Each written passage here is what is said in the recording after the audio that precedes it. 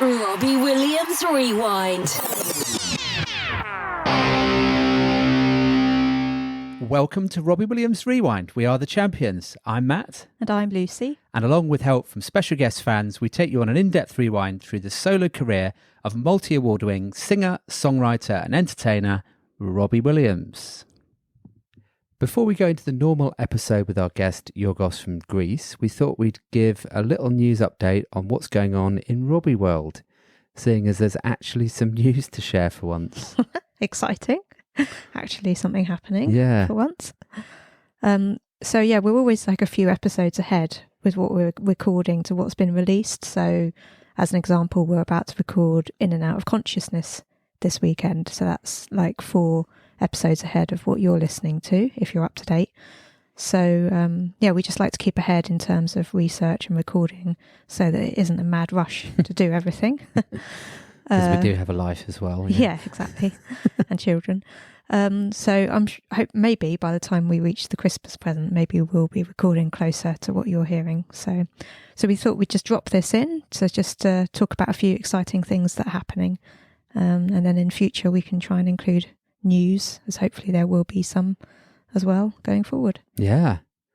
And one thing I've noticed that Lucy hasn't included is the fact that Robbie sold all his houses and he's homeless. But, but that's such nonsense crap news. I'm fed up with seeing all those reports about him not having a home and the red top crap picking it up. Oh, anyway, we won't go there. So Rob did a load of interviews with Australian media last week as he's going to be doing a concert in Melbourne at the Rod Laver Arena on Saturday the 30th of April. It will be filmed to be part of his biopic, Better Man. He said he's hoping for an electric audience. He also requested that anyone attending wears their best 90s clothes and joked that he's got to perform like it's the 90s too. You still got some 90s clothes, Lucy? No, I don't think so. Do you? Just make it clear we're not going to Australia. But, no. No, probably not. No. But, so, yeah, let's see what the fans do over there. Yeah.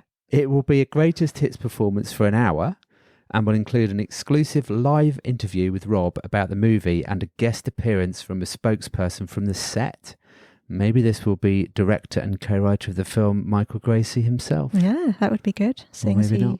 I think he lives in Melbourne, or I think so. Definitely in Australia anyway. Yeah. Tickets go on sale this Friday, the 18th of March. So good luck to all our Australian listeners who are going to be trying. Because we know we have lots of Australian listeners. We do. Actually. Big Australian audience. Yeah, I think it's our second highest rating country for it is. Where our listeners come from. Almost tied with America, can you believe it? Actually, quite a lot of listeners in America. Oh, so, yeah. Yeah. Obviously, most of our listeners are from the UK, so hello to all of you. We don't discriminate. You're all welcome, wherever you are.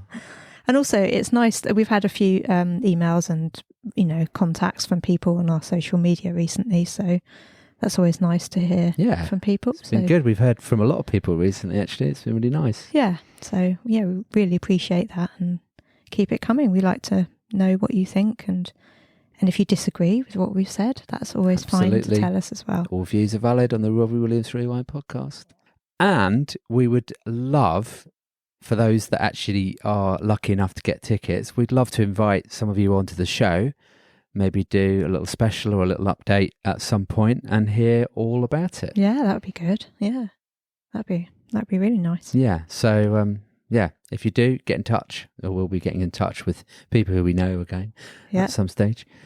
So back to Rob. In the TV interview with Sunrise, which we shared on our social media channels, he said he has recorded enough material to release 4 albums, which he's sure the world would be very happy with, and he's going to do them anyway. I think he said it in a slightly sarcastic tone, didn't he? Yeah. Ah, dear. Are you happy about 4 albums worth? Yeah. Bring it on. He's been doing art, yes, as we probably all know. He's written a house record, and he's written a TV show, and he's obviously doing a film. Yeah. He said he's recorded a greatest hits with an orchestra and he'll be going on tour with that. And that made it sound like it was the most imminent mainstream album from what he said. Yeah, the way he sort of focused on that and said, I'll be going on tour with that, made it seem as though that might be the next big thing. I'm not sure how our podcast listeners feel about a greatest hits tour. Yeah, there's one or two people that aren't into greatest hits, we know. But, the man's got to give the people, the masses, what they want. We're not the only... The top fans are not the only fans, I guess. Yeah. Top. Well, not top. Whatever we are. Yeah. Crazy, mental. Yeah. So what do you think about this greatest hits with an orchestra then? How's he going to infuse that into what he's already got booked? Or is that going to be on top of? Or is that going to be later in the year or next year? That'll be later in the year, I think, and maybe the tour next year. Yeah. Yeah.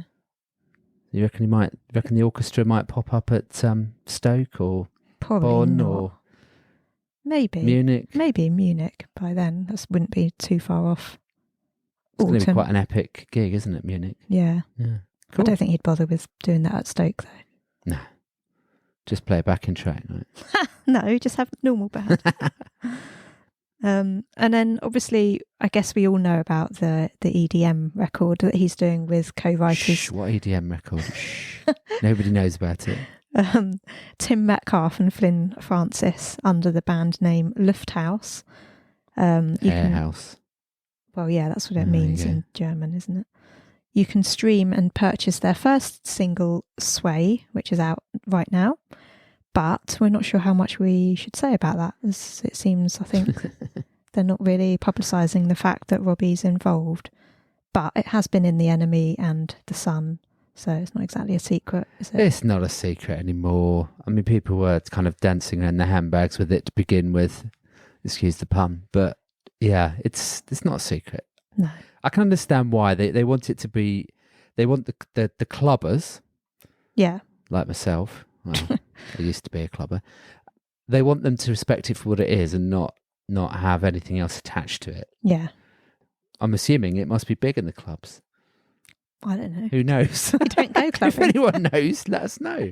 But I like it, Lucy's swaying more into the dance, vibe now, aren't you? Well, I like the original. I'm not so sure about the remix version.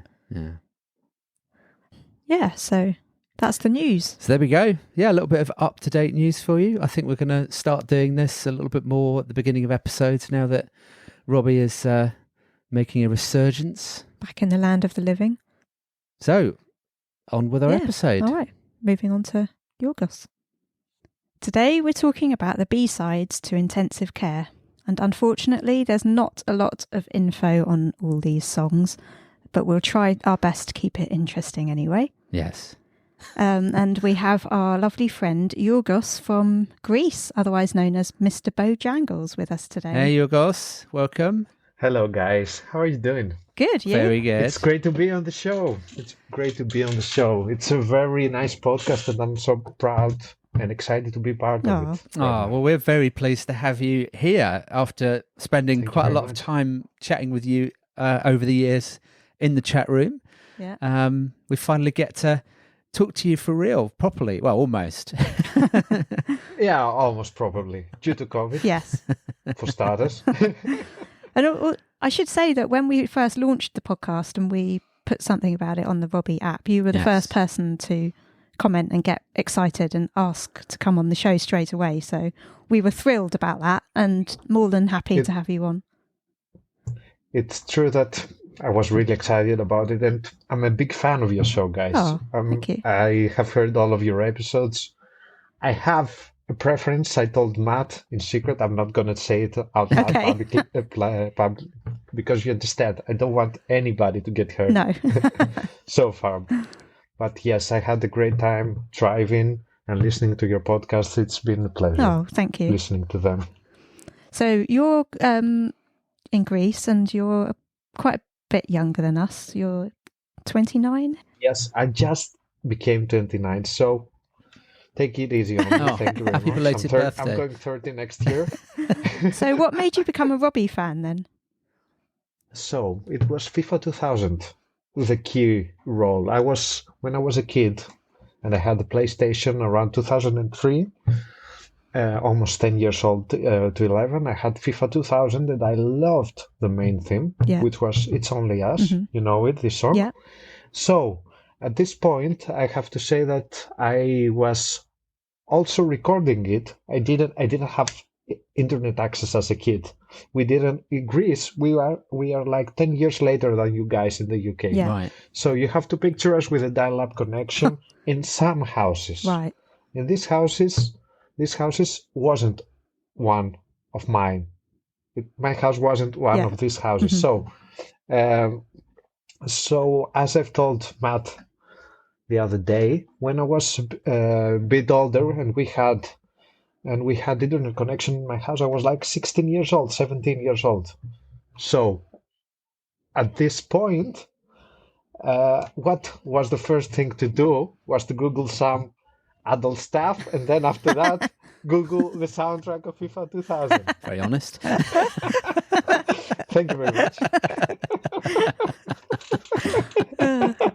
And I was happy to find that I still like the song very much, and this was the starting thing to search through Google and find out who this guy was, who was singing it, was it a band, was it a singer, and I knew the name of Robbie Williams because he was a very big name back then also, but I didn't know that he was doing that kind of music.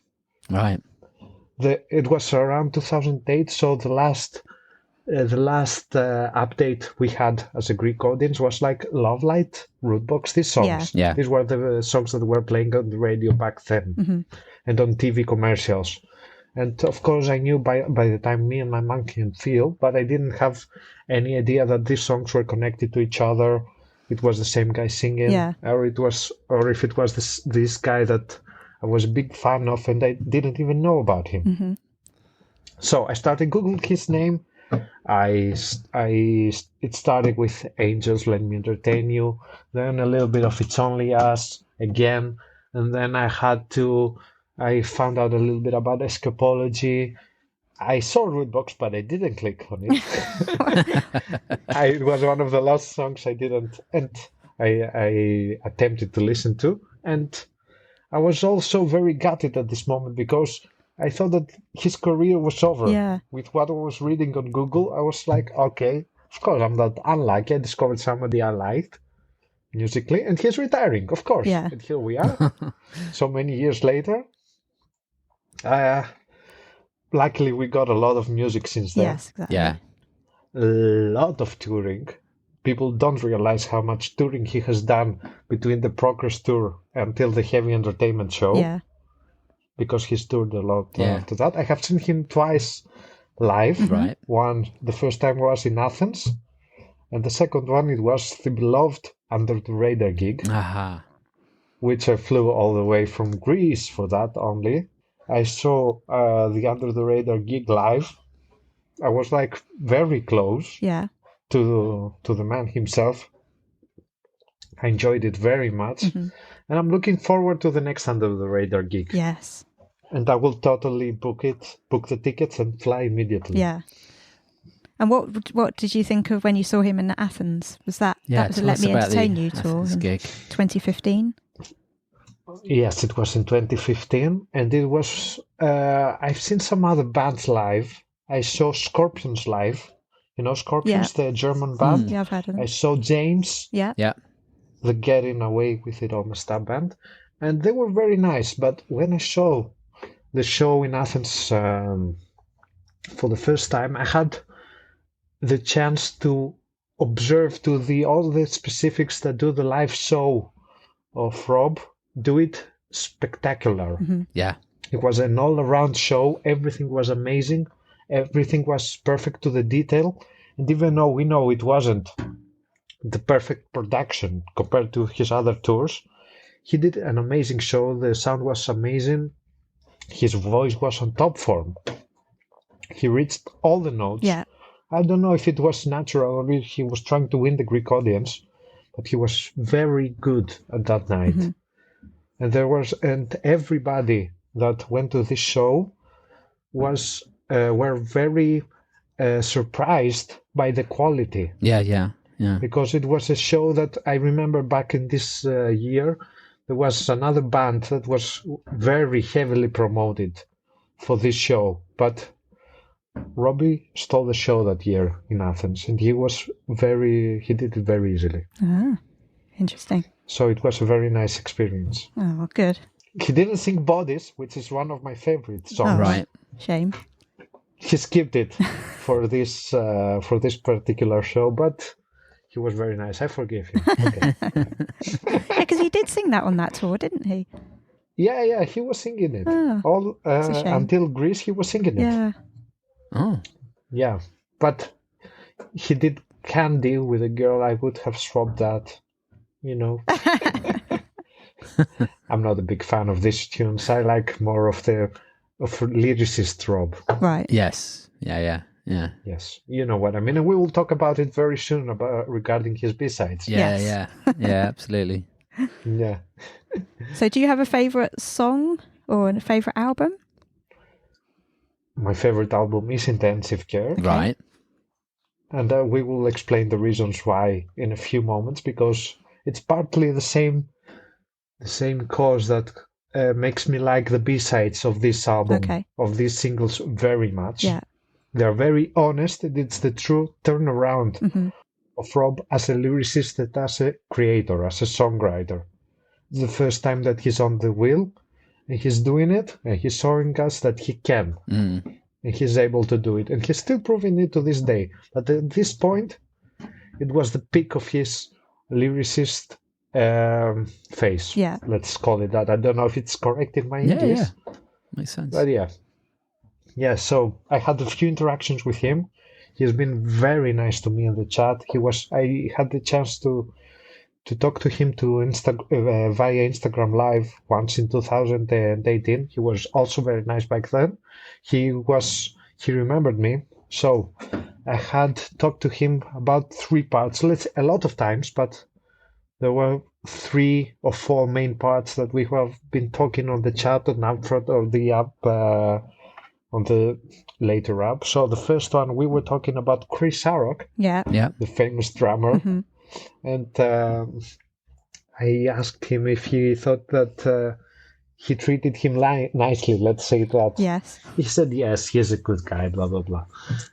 We were also talking about the song "Go Now," the demo that he was. It was one of the first songs that he've ever done. Yeah. He did it in a barn where Queen were recording. That's right. So I asked him about this song. He replied to me everything, but he said that it was the best song that he'd ever written that day.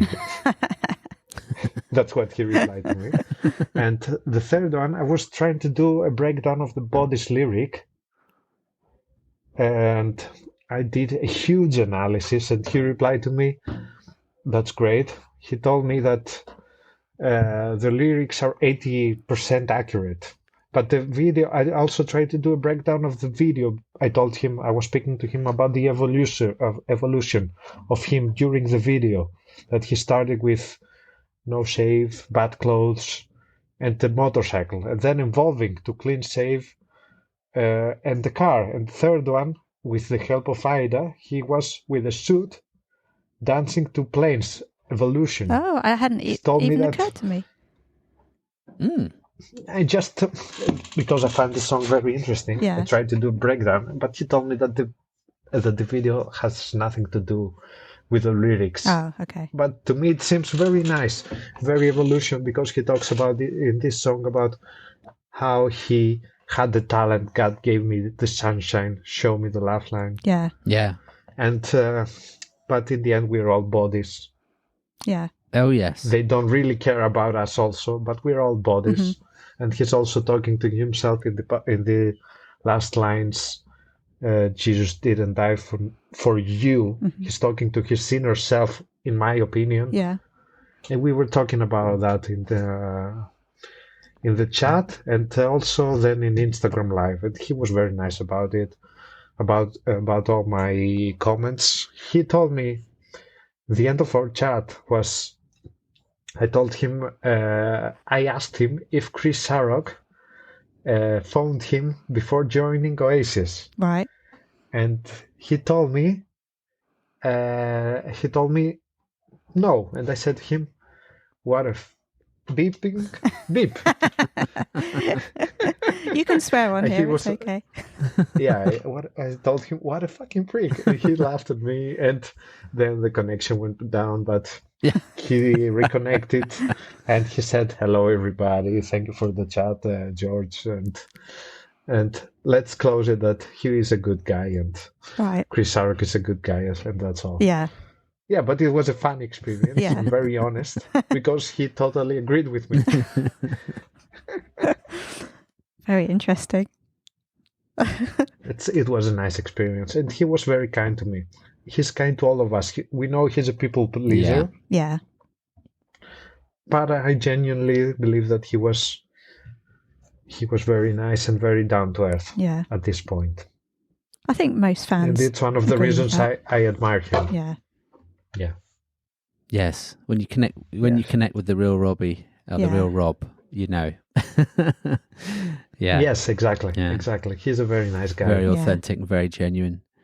He invited me to play FIFA with me. Oh. With him. Yeah. But we know he did it just for the people pleasing part. Yeah. Maybe one day, you never know.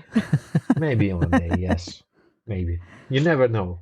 It's not something you would want to do, is it, Matt? I'm not really into football, so no. But Rob has talked to me on chat a couple of times about FIFA. And I'm like, I don't know what you're talking about, so don't talk to me about teams, because no. But he's always, as you say, he's always very gracious and very kind, and so he doesn't, try to push a conversation about football when people don't want to talk about football, which I quite like. You know, some people do. So at this point, I just remembered one of my last interactions was I asked him on the chat. I was like, Rob, I have a very serious question. He said, yes, please go on. I said, is Sarah Jane's kid single? And he replied, ha, ha, ha, ha, a lot of times, which means he totally liked that one. Yes. He said, yes, he is. Oh. So you never know what the future might bring.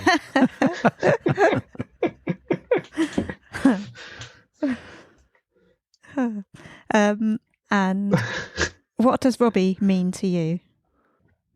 Due to this now very old relationship with him, and his the connection with his songs, I feel that he was mentor to me on the way to think and react about situations, which is totally something that he's very inspiring to me. And I love his voice, especially the intensive care era. It's the year that he really changed his style. He left out the raspiness in his voice at this point. He also he changed a little bit his accent. Mm-hmm. Yeah, it's true. You can hear his accent a little bit more, can't you? Yeah, exactly. And to me, he's the perfect showman. Yeah. He can do, and he's a great storyteller. He's one of the very few talented people in the world that he can do anything. You can get hooked about it and enjoy it, and you can listen to him to talk, sing, and tell jokes every day, or impressions, everything. There's nothing this man can do. That's true. You can give to anybody an hour of thespian karaoke that he did. Oh yeah, and you would enjoy it. Yeah. Oh, the and you would enjoy it. Yeah. The thespian karaoke. Yeah, I do remember that. And it's a shame that he, at this point of his life, he deserves more. At this point of his career, some people don't take him that seriously, and I blamed him for that. Maybe if he chose some other singles, he would be more respected by the general audience. I think with Rob, there's always been a bit of a tension between the music machine, the corporation, the institution of music, the music industry, radio, production companies, record companies, and Robbie as a creative artist. Yeah. And I think there's always been that tension of, we were talking about it on one of the other episodes where he was saying, I don't always want to release the singles that they tell me to release. And so I think there's always that tension between him as an artist and, like you say, him as, the puppet that some people want him to be. And that must have been hard. Obviously, he's found his freedom over the years with Under the Radar. And Of course. And it's a shame there aren't B-sides. I guess the Under the Radar is a replacement for the B-sides in a way. Because we've had some wonderful discussions about the B-sides, and which we will today as well. Yeah. So, yes, that's right. But of course, I totally understand that he has to be a pop star. He has to be the number one, and I respect that. And thank God he achieved that throughout the years. Yeah, because he's the number one artist, and he still holds the record, the Close Encounters to the record. That's true. Yeah, I think so. Yeah, the most records sold. Sorry, the most. Tickets sold by a single person in a single day. Yeah. It's huge. Yeah. 1.6 million. Yeah. So we know that you have spoken to him on a number of occasions through the years, and you've Insta'd and everything else. But we always ask every guest this question. So let's just see if you may have an answer for this. What's the one thing that you would like to ask him or say to him? So if you got, I don't know, 5 or 10 minutes just to have a chat, what would you like to talk to him about? So I have asked him all the questions that I have to be honest. I've asked all the questions I have wanted so far, but at this point I would like to ask him incognito of the official press. I want an honest opinion, his honest opinion about this. How would he see himself in the next years as a recording artist, that if he would still like to do it, if he wasn't get paid. Okay, at this point. Interesting. Because he reached to everything in his career, so I would like to know if he really feels if he has the same spark anymore. Mm-hmm. Yeah. Or if he's tired of it. I know that he hates touring, but as a creative artist, I would like to know if he would still like to do it without the pressure of succeeding, which he felt like that a lot throughout the past years. Yeah, that's a good question. So not many things to ask. So once you've had that conversation, and also if he remembers our chat, he'll remember your chat, no doubt about it. He has the most incredible memory for people and fans. Maybe not so much for lyrics, but we've talked about that before. But he remembers conversations, and he remembers. Paul was saying just in the episode that we did with him, American Paul, he remembers sometimes where people actually stood in gigs. He has a good memory for that. So I think he'll remember. He has a good memory. Yeah. Otherwise, he'll do the trick you sing. Yeah. That he does. I was wondering what the Greek perspective of Robbie is. Like, what do people in Greece think of Robbie? Because I don't know anything. We have no about idea it. of this, so I don't know how famous he is or what. How's he perceived there? All right, so he's a very big name in Greece. I would say that everybody in Greece knows the name, but not probably most of the songs, so that you guys in the UK know. I have to say that Me and My Monkey is a huge hit here. It's the biggest song, even bigger than Feel and Angels. I think that it's the number one song. Feel is the close second, and maybe Angels third or fourth. Supreme is very known. Angels is not getting the recognition here that it gets in the UK. And we were very flattered that he did the song in Athens in 2015. And he joked about it that some guys told me the same about Rudebox and they fooled me. But you guys actually knew the song. Yes, it was everybody went delirious when he started singing it. And I have to say that if you go to YouTube and you Google Me and My Monkey, one of the top songs that came out is one with Greek lyrics. And everybody is commenting about what a genius of a songwriter and what a quality artist he is. Right. So he's not getting a bad reputation here in Greece. He's very respected.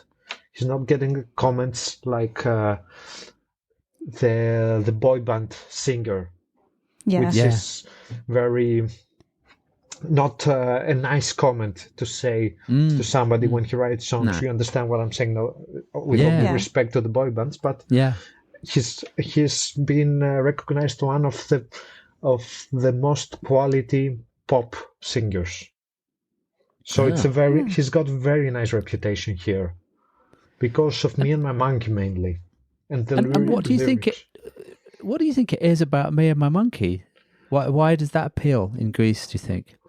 I was very young at the time, so I don't quite know, to be honest. But I read that it was on a sports show, the main song.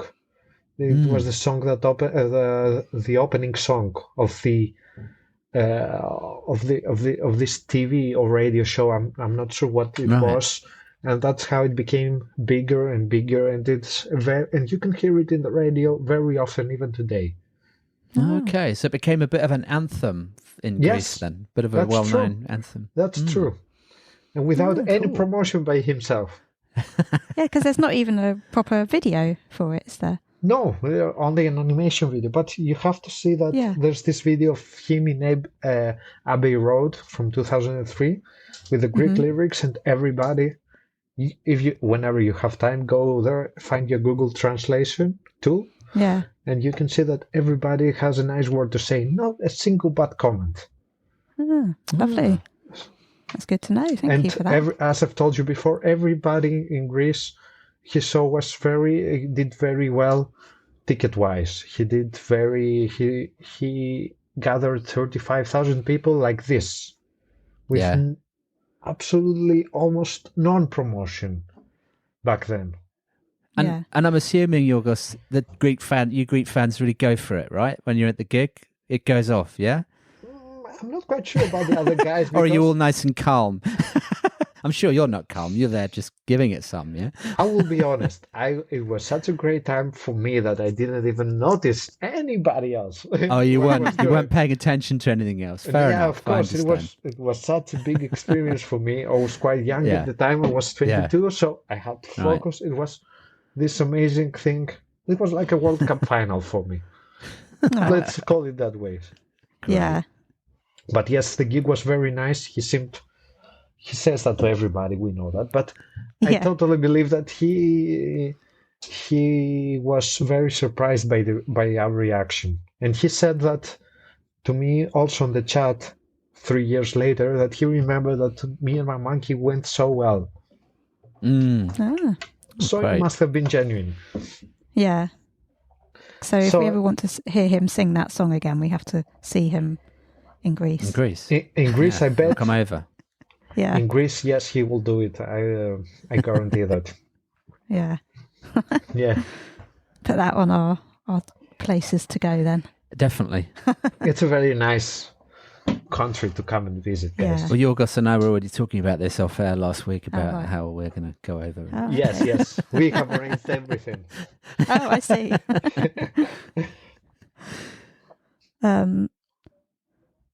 Yeah, I think we've probably covered everything, haven't we? Well, there was one more question. Yes, please. Any other great memories or great stories which you have, which you might want to share with us? I have to say that let's say that every day there's Rob's music in my life every single fucking day. There's a song for every situation, everything that might happen. I have a song that can connect with me. So, I'm one of the 0.001% listeners of Spotify. So yes, that's higher than you, I think, isn't it? It's very. So I believe that everything. So I believe that throughout all my life, he has been a very good friend, a very good company, and very inspiring to me. Mm-hmm. Yeah. Excellent. Oh, lovely. Okay. Well, thank you for sharing all of that. It's good to hear your perspective, and hopefully, we'll hear a bit more of your perspective as we go through the songs, through the B-sides. Yeah.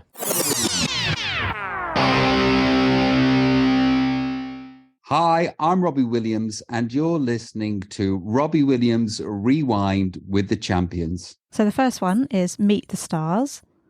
It was written by Rob and Stephen Duffy, and it was a B-side to Tripping, and it appeared on In and Out of Consciousness as well. So that's all the facts I've got, unfortunately.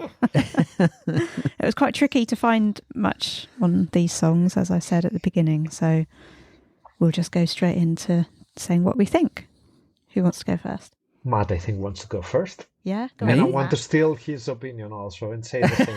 No, I have lots to say about all Let's these do that. Don't worry. You want me to go first? Okay.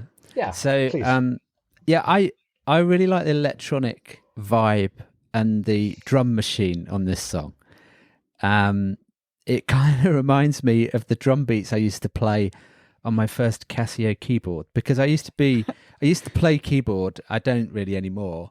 I never really learned like professional piano or anything, but I always had keyboards.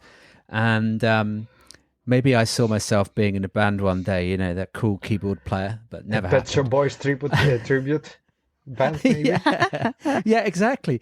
But I had this Casio keyboard. Now I'm showing Yorgos how big it is. It was about as big as a 30-centimeter ruler, or like the long side of an A4 piece of paper. It was a really tiny keyboard, but it was one of the first Casio keyboards to come out, and it used to have that kind of those kind of really terrible drum beats. Now this is a bit better than that, but it reminds me of that.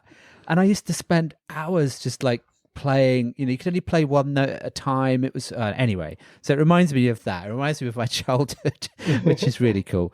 And for some reason there's something utterly captivating about the arrangement of this song. Like even just the amount of reverb and echo on Rob's voice, I noticed. And for some reason, I don't know why, I have more of a connection to this song than I even know, because I keep saying to Lucy, I feel as I've heard it live. And now we haven't. But I just keep saying to Lucy, I feel as though I've been stood at a gig somewhere and I've heard it live, and I can almost visualize it. So maybe that's a dream that I've had. I don't know. Because he hasn't sang it live anyway. I don't know if it's a dream, but I have exactly the same feeling that I heard it somewhere. Did he rip it off maybe from somebody else, the melody? I don't know. Yeah, maybe. The keyboard sound. Yeah, maybe. But yeah, I really like it. There's a couple of lyrics I like. When the stars were people you'd want to know, we were new to fame. I'm so glad you came. I guess, I don't know, my assessment is it might be partially about an ex, but also maybe about finding your way in the celebrity world.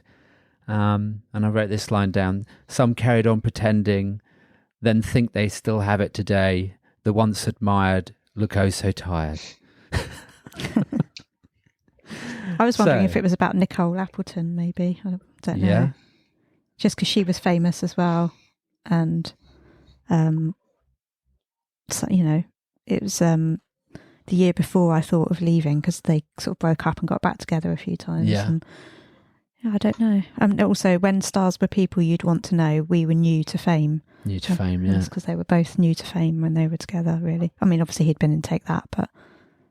Yeah.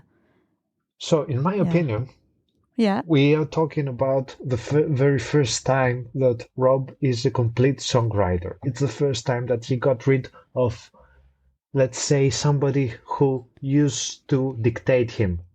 He felt in the last, and especially in his last cooperations with Guy Chambers, he didn't feel as so free. So at this point, we have him with Stephen Duffy in a room every day, lots of hours of practicing, Rob playing with one hand during the keyboard like Matt did when he was younger. And so at this point, we have the very first time that Rob is off drugs. He doesn't drink, he's off drugs. He has done everything in his career. he's the number one guy in the lyricist section and plays main part in the music section also as well. So he feels very free. But even though he feels this freedom, he's still depressed. He has got rid of everything that he thought that they would annoy him by this time. But he still gives me the feeling that he is still sad and he's depressed and he wants to know why is that. He's searching through himself, and it's the first time, and what I'm telling now is for all the B-sides, it's throughout the whole of Intensive Care. So at this point I feel like that he went from singing from generic anthems like I just want to feel real love, no shit, everybody does, to talking specific about Take That, depression through his because of what happened during the Take That days, drugs, and trying to find out what his really problem is and why he's not enjoying his life and his fame. So this is the vibe I get from the whole of Intensive Care, and this is why I appreciate most of Robbie's album. It's not that that the anthems of his come from this album and from these B-sides. I know that Feel, Angels are the anthems, the number one songs, but I feel really connected to the way that he's talking in Intensive Care and through the B-sides. This is why I admire it very much. So, in this particular moment, I feel that he's talking about the Take That days. He's meeting the stars. Let's start from that. Yeah. A year before I thought of leaving, so 94, I suppose. He's talking about what happened back then. And he took a cab. Cab is the Take That band, for me, in my opinion. And he had somewhere to go. And back then, he had somewhere to go. He was aiming towards fame, touring the meaningful of fame. I don't know if it sounds correct. And he's talking about that he was having a good time back then. He was excited about that. And he's very depressed, and he gives us a very sad feeling about what is going on in his mind about the past, about during his Take That days. Yeah. They were new to fame, and he's so glad they came. So he's enjoying the trip, but I get the melancholy from his voice and from this tune that he's not very happy about it. And this is what is very captivating to me about the whole of Intensive Care and the B-sides of it, of course. But I feel it's a very catchy song. I swear I feel like that I know this tune from somewhere else. Maybe he stole it from somewhere, I don't care. And it feels to me like the grandfather of Rootbox, the album. Ah. Yeah. One of the very first songs that made him really consider the Rootbox album. Not Rootbox the song, but the synth pop sound. Yeah. Yes. Yeah. Yeah, it's definitely a very electro sound on this song, isn't it? Yeah, I really love that about it, actually. Yes. It's a very nice tune to listen to. Very easy on the eye. It's a top. Some other songs they have to let it grow on you, but this is an instant for me. It's very catchy. Yeah. I like the bridge the best in this song. It took me years to find my own song, and for years I thought I'd just sing along, but the words were wrong. A tune that is true lives on, and it will still be here when I'm gone. I like Truly that. Take That days. Yeah. I think I can see what you're saying now. Yeah. Took me years to find my own song. Well, I was wondering whether it was like because he'd been writing with Guy and now he was writing with Stephen. A combination of both. More that. Yeah, it probably is. Yeah. The thing is, he was unhappy writing with Guy in the end, and he was unhappy writing with Take That, not writing with Take That, singing along with Take That. But he still gives me the idea that he was also depressed at this time, even though he solved out all these situations that he's talking about in this song. But even though he thought he would have everything sorted out by then, by doing these actions, he hasn't. And we know for a fact that he wasn't feeling so well at this time. Yeah, it's a great bridge. Yeah.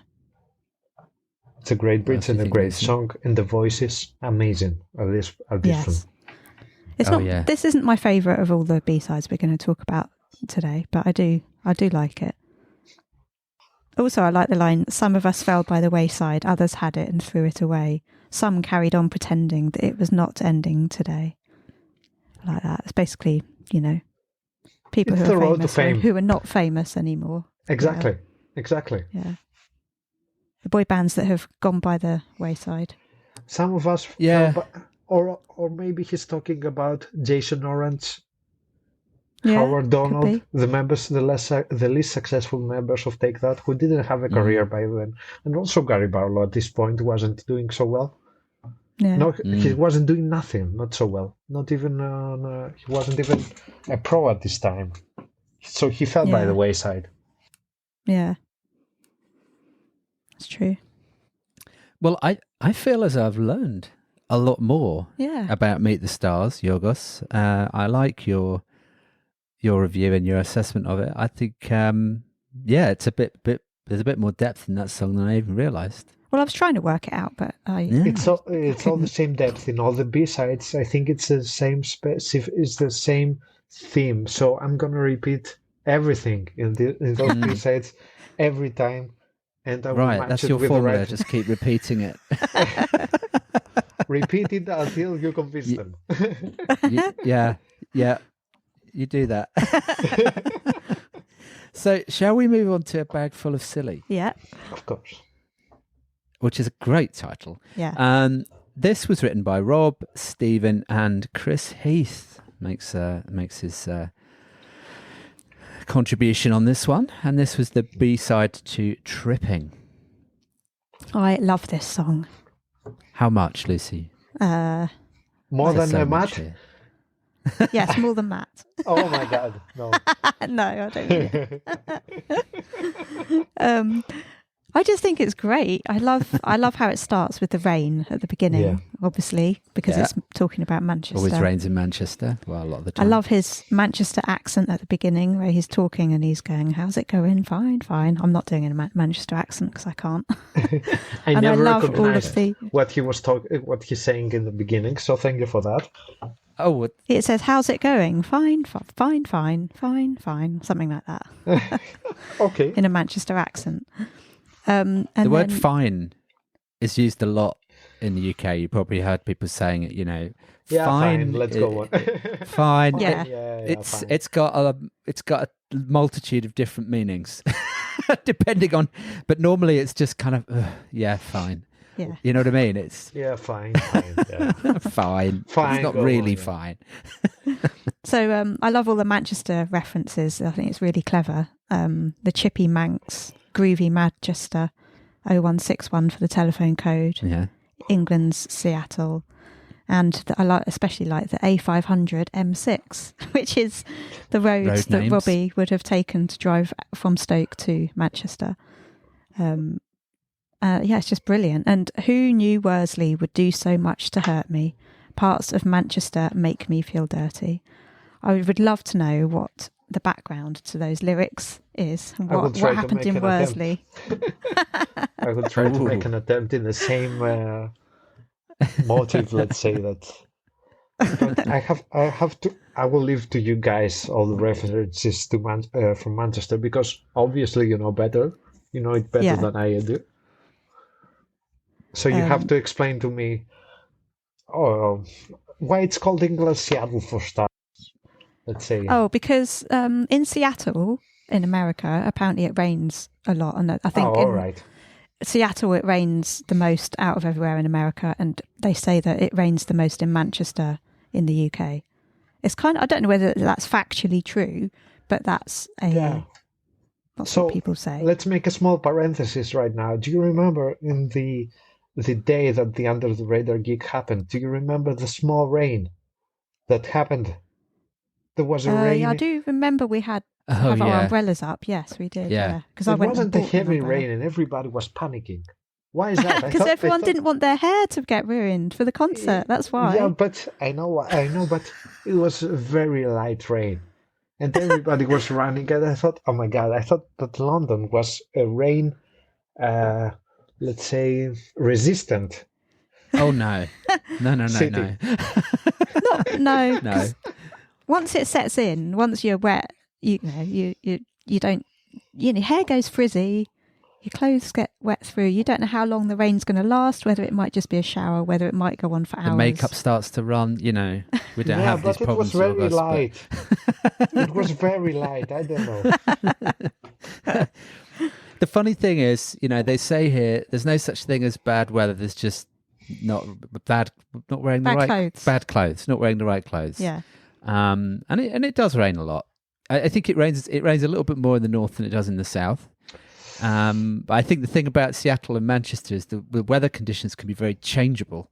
Yeah. So I think that's the thing. You get rain 1 minute, then the sun's out, then it's freezing cold, then it's windy. You get all the seasons in one day. Yeah. Yes, I understand what you're saying. And chippy Manx. I like that. Yeah. So people from Manchester are sometimes referred to as Manx, Mancs. And they're being a bit chippy, They're basically being Liam Gallagher in their attitude. Okay. Yeah, the walking. Yeah. Everybody can picture it, I'm sure. A bit cocky, they can see this. Yeah. I know what you mean. So, for this song, I have this opinion that he's telling the story to a girlfriend of his. Yes. Yeah. Last night. So this was this girl in his bed. And he was feeling against head about something. And he was he was explaining to her about what was happening when he was in Take That in the early days when they were in Manchester. So you can continue, and I will continue with my theories. Let's call them that way. Yeah, I mean, it could be about before he was in Take That as well, when he used to go up to Manchester to go out, I'd say, as well. But he was a kid. Did he really go out when he was 15? Well, yeah, I mean, he joined when he was 16, didn't he? Yeah, so at 15, let's suppose that he's talking about the days that he wasn't in Take That yet. Back in those days, because we're only a little bit younger than Rob. I am younger than him, a couple of years. Back in those days, when you were 14 or 15, I mean, I don't know what it's like in Greece. In the UK, people would go out at that age, and people would go to major cities with groups of friends normally, and go and hang out. These days, people do, but obviously, everything feels a little bit more dangerous, a little bit more risky. When you're I don't know whether things have changed or whether we're just more aware of things, but I would imagine that when he was 14, probably 15 is the age where I would imagine that they would, take the bus or take the train going to Manchester. It's not too far. Well, it is quite away from the state, I watched an interview yesterday with him where he said, I don't know whether this can be true, but he said, I cycled to Manchester 50 miles and back, and I used to do that. Oh, yeah, I remember this one. I heard this. Doable. Did he have a racing bike? I don't know, but really? He really cycled all the way to Manchester from Stoke? Maybe once. Yeah. And he took the bus on the way back, maybe? Yeah. Yeah. Yeah. Yeah. Do you have a favorite lyric on this one? I love the whole song. I don't know. There's loads, really. All I had was potential and a head full of dreadful. Exactly. This is my favorite one. This is my favorite one. And this shows how much. This is a very sad lyric. The first part of it, when you when you're in your 30s and you're thinking about the time that you were quite young, 15, 16, you say, when all I had was potential. You imply that this potential is being wasted. This is how I see it. I had potential, but. And why should you say that when I had potential? I feel that he feels that he has gone the wrong way. He doesn't feel good about himself. This is my opinion, my opinion only, of course. I don't know. I feel like it's because he failed his GCSEs. He felt like all he had was the potential of what he could achieve, and therefore he felt like he hadn't achieved very much, but he knew he had the potential to achieve more. I have the feeling that he's talking also about all of this, of course, and the potential also to be happy, and he still hasn't made it. Yeah, that's very And also true. he has a hip full of dread, so it means, but he's taken the days when he was dancing his ass off. Yeah. So Yeah. So I was just going to say, I think at this point, obviously, fans listening will know what this is about, but maybe other people will be learning about Robbie or the language for the first time. We should just clarify that a bag full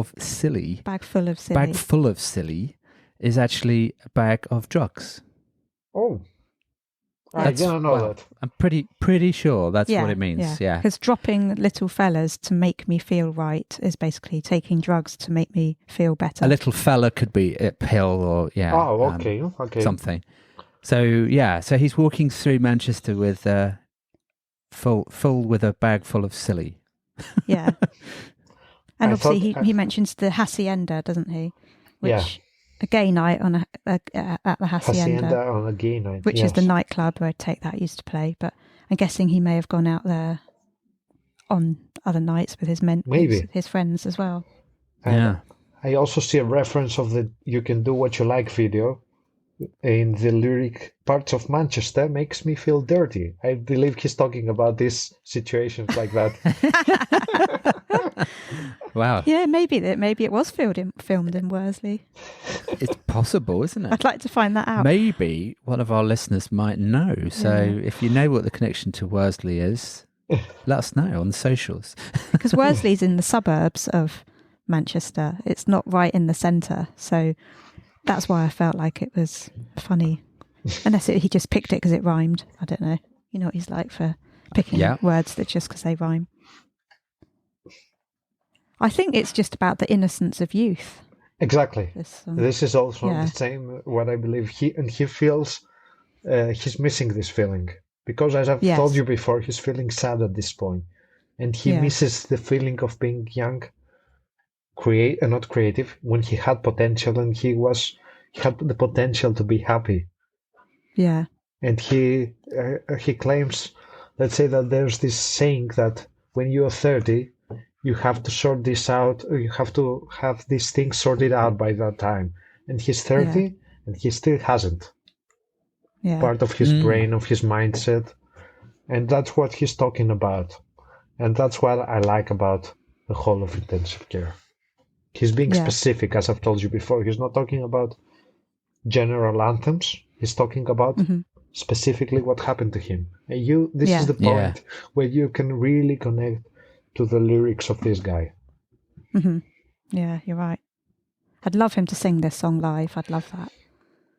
Do you think he remembers under the radar.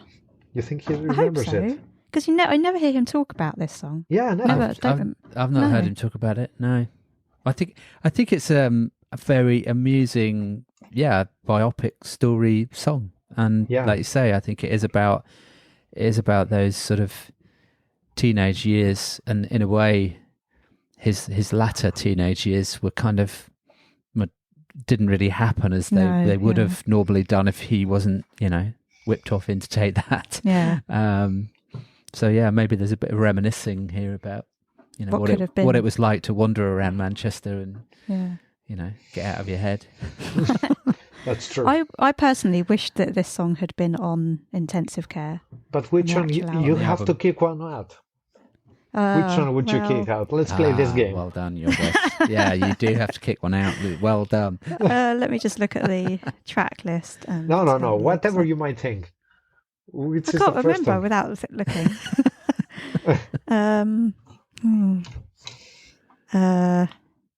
Oh God, that's really hard. Let me help you. My guess would be random acts of kindness. Yeah, I'm thinking possibly that one. Yeah. This is not one that feels personal, so yes. Yeah, I'd say that one probably. And just looking at the track list here actually reminds me that I found out yesterday what Please Don't Die was about, which I didn't know when we did that episode.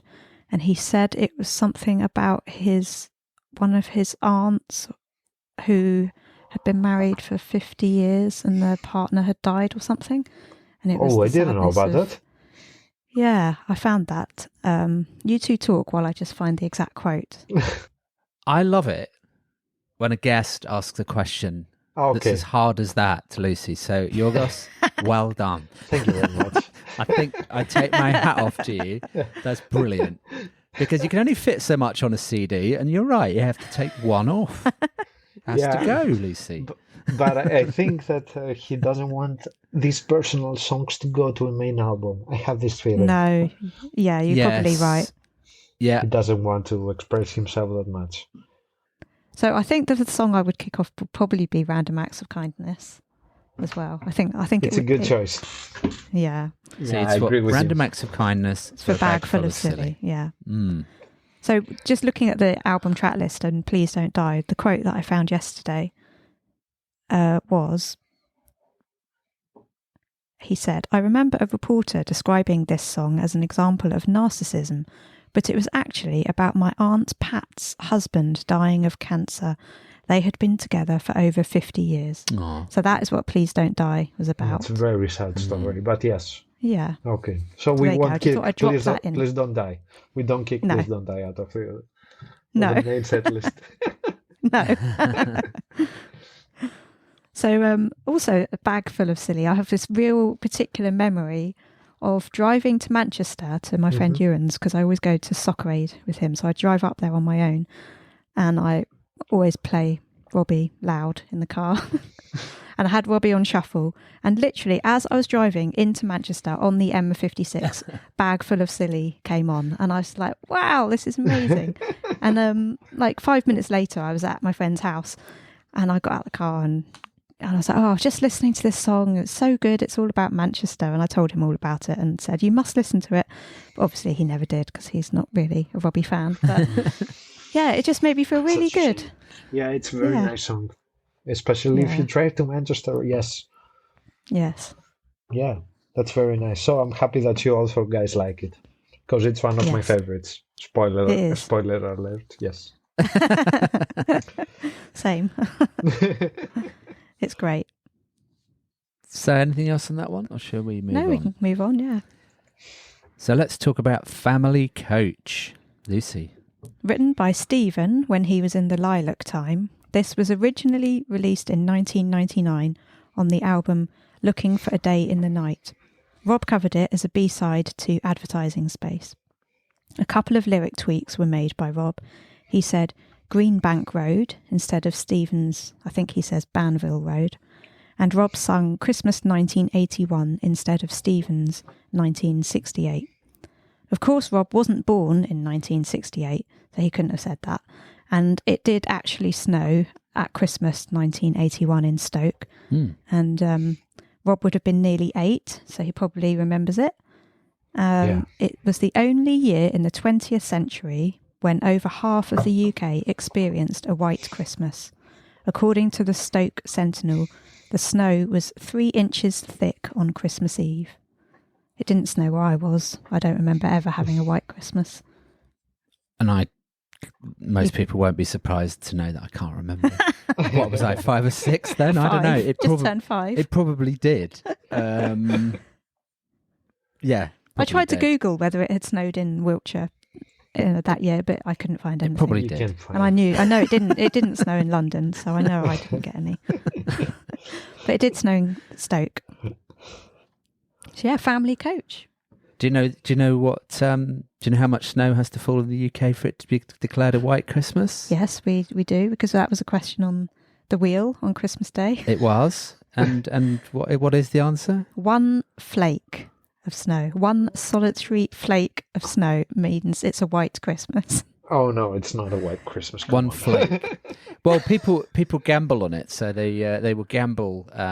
If put 1 money flakes, on, okay, they'll say, I'll put £100 of cash on if it snows on Christmas Day. And in order to take a bet on that, they have to know what the actual, requirement is. And apparently it's a flake of snow. Anyway. Very nice. So very there you interesting go. fact. More education on the podcast here. Oh, yes.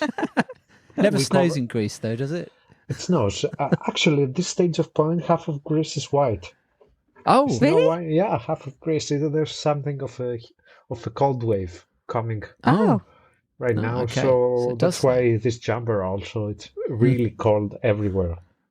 Oh, I didn't know that. I thought it was always hot. No, only in the summer. This is false advertisement. Yes. So Yorgos, shall we ask you what you think? What do you think about a family coach? Do you want to kick this one off? Yes, of course. So it's a cover. We all know that. So we don't have any lyrical, let's say, a connection with Robbie. So it's a very nice. Yeah. It's a nice approach. It's approved by Stephen Duffy, the man himself who created this one. I thought it was a lot older than you guys said. You said it was released in 1999? Yeah.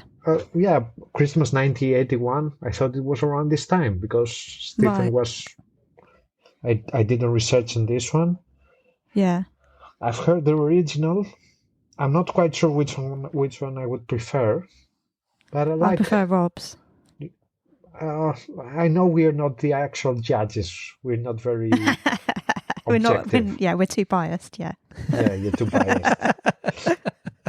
Completely impartial. Because I listened to the original as well, and I don't know. Sounds very old.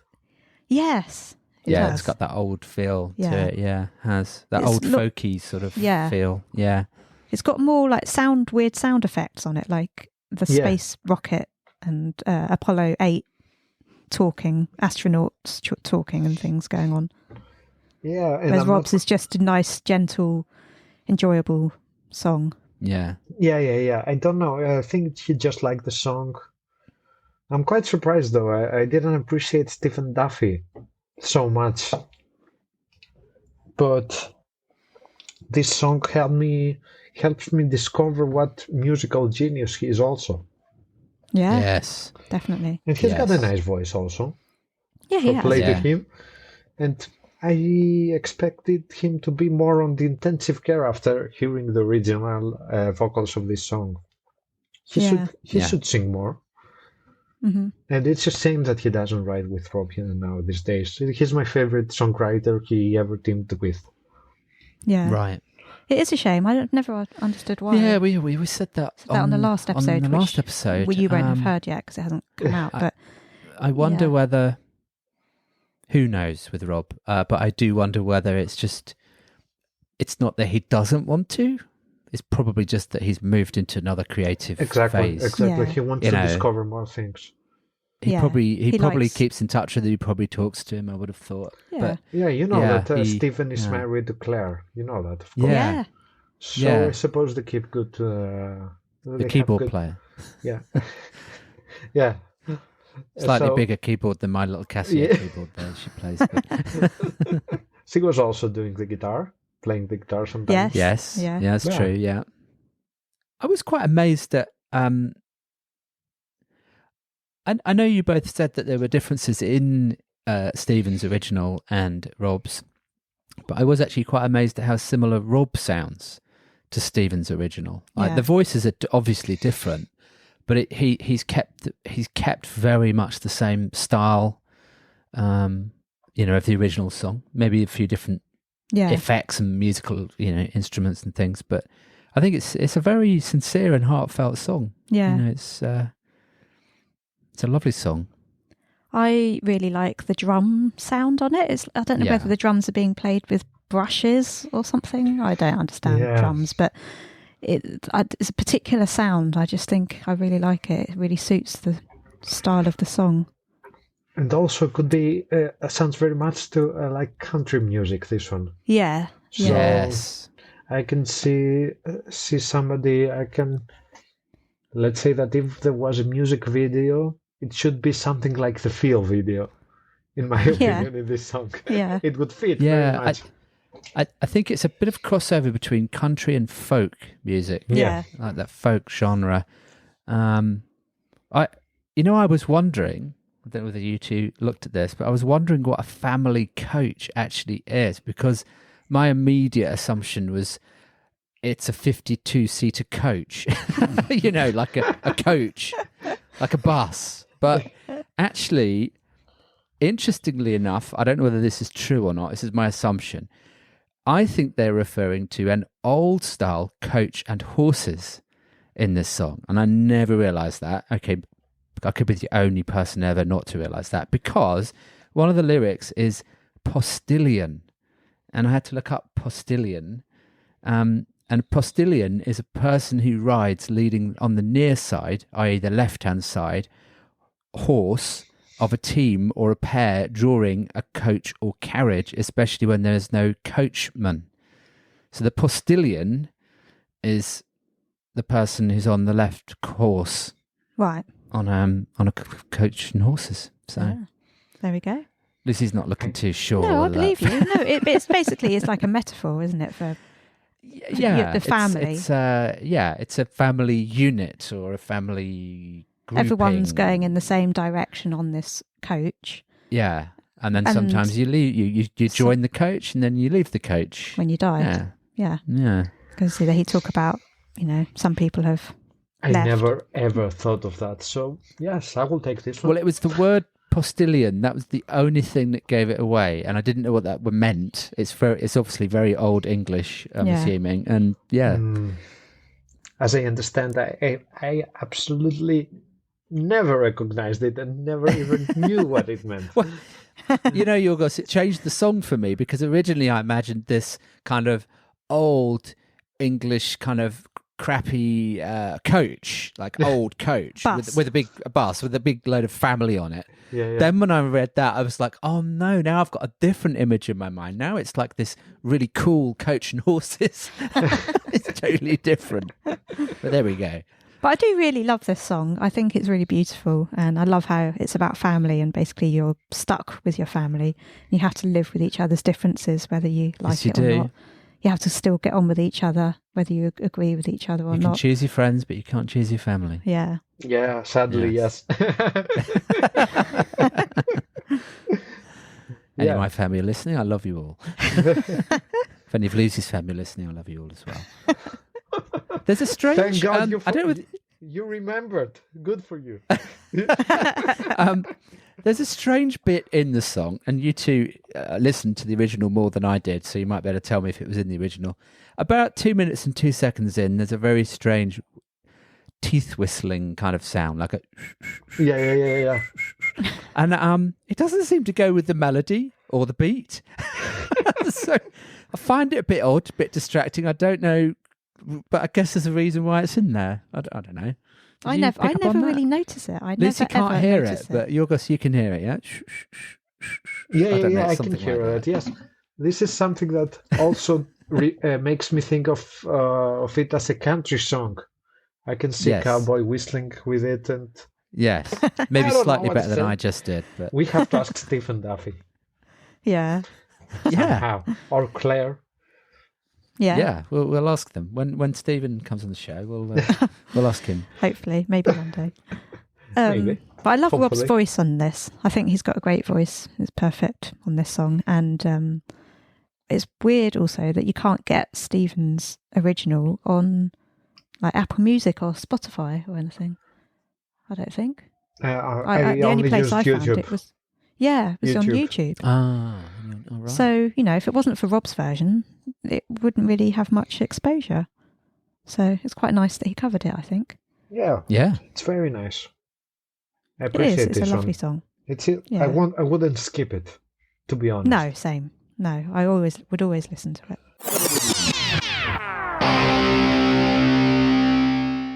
Hi, I'm Robbie Williams, and you're listening to Robbie Williams Rewind with the Champions. Cool. Well, right. Shall we move on? Yes. Let's do that. Twist. Now, I'll read my little bit of blurb about it. I'm fascinated to hear what you're going to say about this one. Written by Rob, this appeared on Advertising Space. I'm guessing it's been released as the music was totally written by Rob. So he was probably proud of the fact and wanted everyone to hear it. So, Lucy, do you want to kick off? Yeah, I'm not normally one for listening to instrumentals.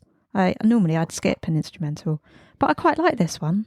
I think it's like a jaunty, fun little tune, and I can just sort of almost picture Rob, like with the instruments, just playing them and enjoying creating this music. Yeah. And I can just almost imagine him recording it and writing it. You can see them there jamming away. Well, it's just him, isn't it? Because it's only him credited with writing it. So it's almost like he's just done it on his own. Did he play all the instruments? I don't know. He wouldn't have played them, but I'd imagine when he wrote it, But he was put probably the arrangement fiddling around. Yes, and the music, exactly. the score, and everything together. Yeah, exactly. What do you think, Yorgos? I think that it's as I've told you before. They are sitting all the day in his bedroom in LA, and they are jamming, and he's pressing the one finger melodies, and it's one of this. It's a song that it's very clear, which means to me that it's very easy to put lyrics on. So we have to go two ways. The first way was that they tried to, and they didn't like the lyrics that they chose. And the second one was that it's one of the tunes that they forgot about it. They didn't bother to put any words on it. I don't know, but I definitely can hear it's like a children's melody. It's very simple. Yeah. It's very clear, and you can definitely. It's like it's something somebody newbie would write, in my opinion. Yeah. Inexperienced to songwriting. Yeah, because it is the top line melody that's being played, isn't it? Yeah, it's very simple. It's like a child singing, writing. It's funny, but I don't know. He could have added some melody. It's very easy. I know. It's a shame that he didn't add any lyrics to it. I'm sure they could have. But it's quite quirky, though, isn't it? It's quite like you say. It's a jaunty little song. I think, Yorgos, you're right. I think it was a creative piece that came out from him, and I think he was proud of it. Yeah, and I think it just stands in its own right. I mean, I can imagine there's probably many fans, many people out there that would listen to it and go, "What? I'm not listening to that." But I actually do quite like a good instrumental because I think when I started learning music when I was younger and I started playing the keyboard, I listened to sort of a lot of instrumental stuff without vocals. So I do. I played with more than one finger. Okay, I might have started like that. Okay, two fingers. Two, yeah, and then both hands eventually. And then I just used to press the demo button, and then off we go. Yeah, I do like this song, and I think it's great that Robbie wrote it, and he should be proud that he did that. The thing I will share with both of you is, and everyone, is for some reason it reminds me of a kind of 60s genre, 60s vibe. And then when I was thinking about that, it started to remind me of Austin Powers, the movie. So now, every time I hear it, all I can see is Austin Powers kind of grooving around the room with the 60s girls around him doing kind of the dance to it. So you know what it's like once you get that in your head, you then can't get it out. So that's all I can see is Austin Powers and other characters twisting and jiving around 60s style-y. But I do like it. But yeah. Can you see the Austin Powers connection? Yeah, I can. Yeah. Have you seen Austin Powers? Thank you for ruining it for me. So now you two can think about that every time you hear it as well. Yes, I totally can see it now. Yes. And also a reminder for any listeners that are listening to this and haven't heard it, go on to the episode webpage on our site, robbywilliamsrewind.com, and I list everything that we're talking about. So you can go and pause the podcast, go and listen to it, and you'll see what I mean. So there you go. Don't pause, it's a trap. For the website. Don't make them pause, they will go away. Oh, no, keep listening. Just play it in the background. Okay, good. Yeah. But it's a funky little track, isn't it? Yeah. I mean, it's a different. Funky little track, exactly. Yeah. But I bet that he has like 10 other songs like that from this era. Oh, loads. Yeah. Loads. I mean, Yorgos, you're right. If he's got hundreds and hundreds and hundreds of songs on his laptop, then he's also got hundreds of little ditties and, melodies. And demos of samples, 30 seconds. All sorts. Yeah. And he's getting close to it. If you tell him to find this instrumental, I bet that he won't be able to do it, to locate it in his computer. So the next song is Don't Say No. This was written by Rob and Stephen and appeared on Advertising Space as well as In and Out of Consciousness. So, what do we think of this one? Do you guys like that one? What, do we like Don't Say No? Yeah. Yeah, I do. All right, Matt? Are you not sure? I'm not quite sure, to be honest with you. Oh, but, really? I like it. I don't like his singing technique in the beginning. Okay. It's like shouting a little bit. Don't shout so much, Rob. We can hear you. So I didn't answer you earlier on when you were saying, "Do I like it?" I'm not 100% sure. I think I'm a bit indifferent about this song. I'm assuming that 17 was when Robbie was joining.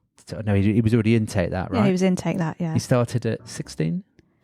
16, but the Take That apparently started in 1989 because that was when they did their 30-year anniversary. Right. But I think that's not true, and actually it was 1990 and he was 16. So the line "when we were only 17 and thrown into society" means Take That. The Take That era. Yeah. I feel like it's about his teenage girlfriend again, Rachel, who we mentioned in the last episode. Right. That was the end of You and Me and what we could have been, because basically he was going out with her or seeing her, I don't know. And then that he joined Take That and she went off to become a model and they went their separate ways. And in his head, he's like, well, what could have been if our lives hadn't gone in these different directions? So as you were saying at the beginning, Yorgos, it's like reminiscing and looking back at how things could have been.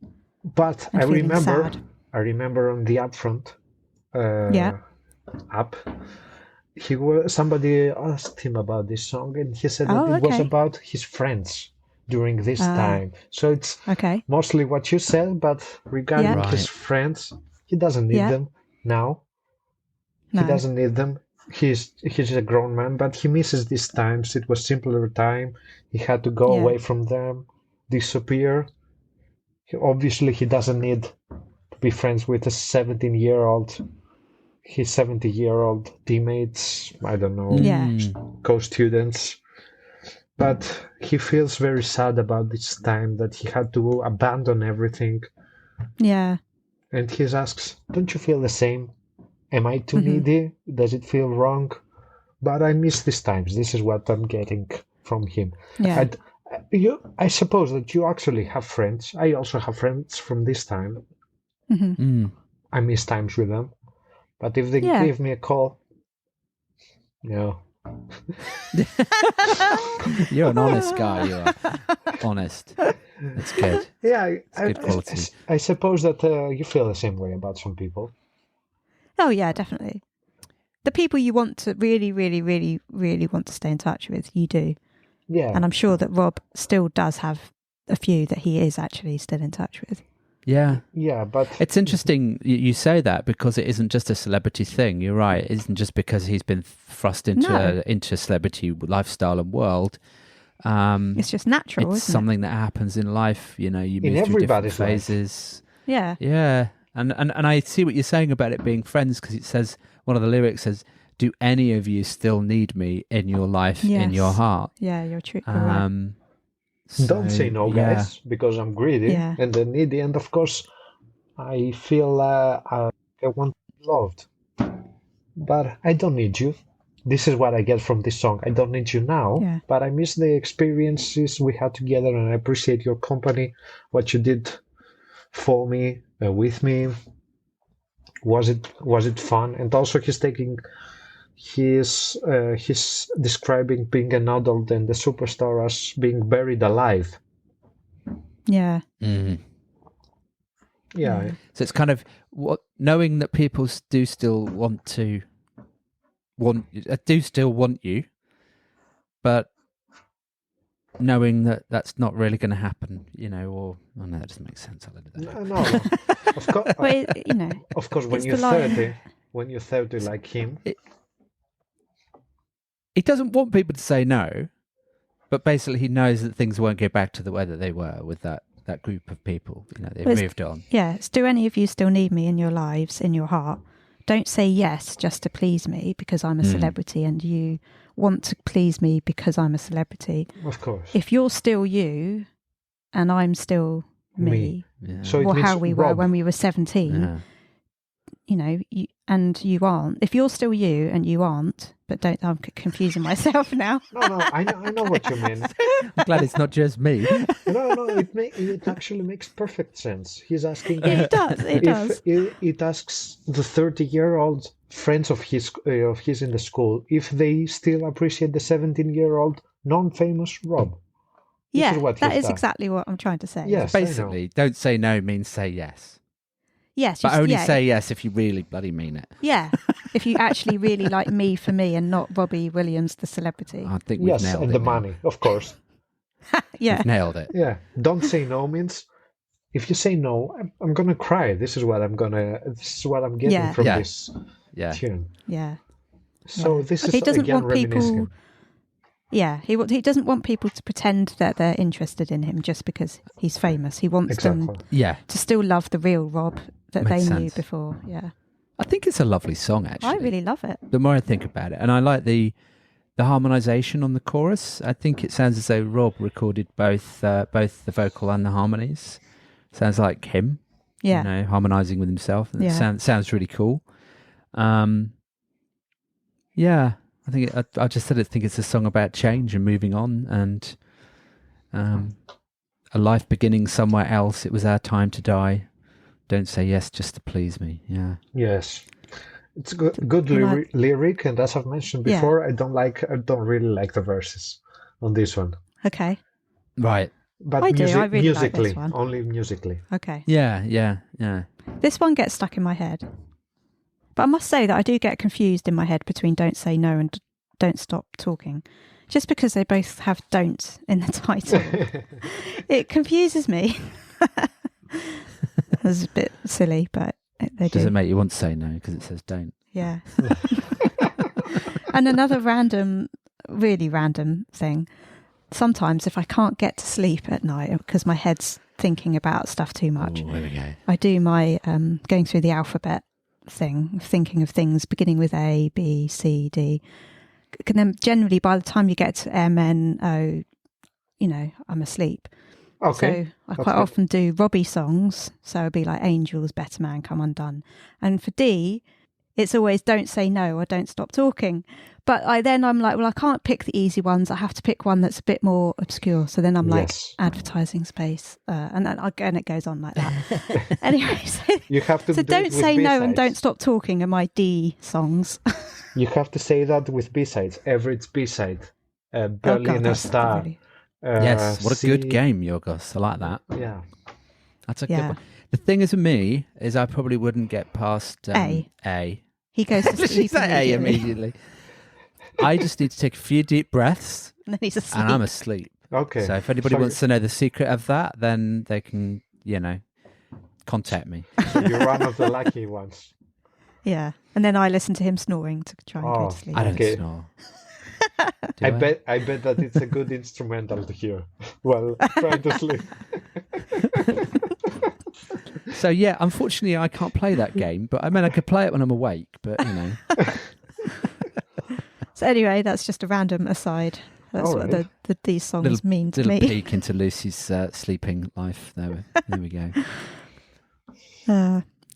Yeah, but I love the guitars on this song. I think it's got beautiful strings, and I think it deserved to be on In and Out of Consciousness as well. Oh yeah, and you want this on the main album as well?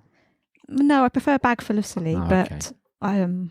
I think Bag Full of Silly should have been on In and Out of Consciousness. We won't ask her to kick another one out, Yorgos. We'll be here for a while. Don't play this game. Don't fall in the trap. Now that we unveiled to her that she has to kick a song out, she will say no to this question in the future. So we ruined it. So shall we? Have we exhausted our thoughts on that one? Yeah, probably. Yeah. I mean, it's quite a sad song, isn't it? I was going to say that and now that you've grown up to be a sentimental memory. Are you still you? Because I'm still me. At least I hope so. Mm. Yeah. it has this bittersweet feeling, in my opinion. Good music, but sad lyrics. Happy music, but sad lyrics. So, it is. So this is what people. I think this is what the general public thinks of his past, of their past. We have bittersweet memories, and even though everything that you might reconsider about your past has a bright side and a bad side. So let's say that to me it matches the way I think about my past. And let's say that I'm on the same age like him at this period, so I feel it more at this point. Yeah. Okay, this is what I want to say. Cool. Okay, so should we go on to the next one? Yeah, let's talk about Overture for Berlin. This was written by Rob and Stephen, and this appeared on Advertising Space. And that's kind of the notes, but I guess I could just add a little bit more. It was an orchestral piece that was developed for the Berlin concert. Well, I guess so. I believe, or for use in kind of live gig sort of settings. Yeah.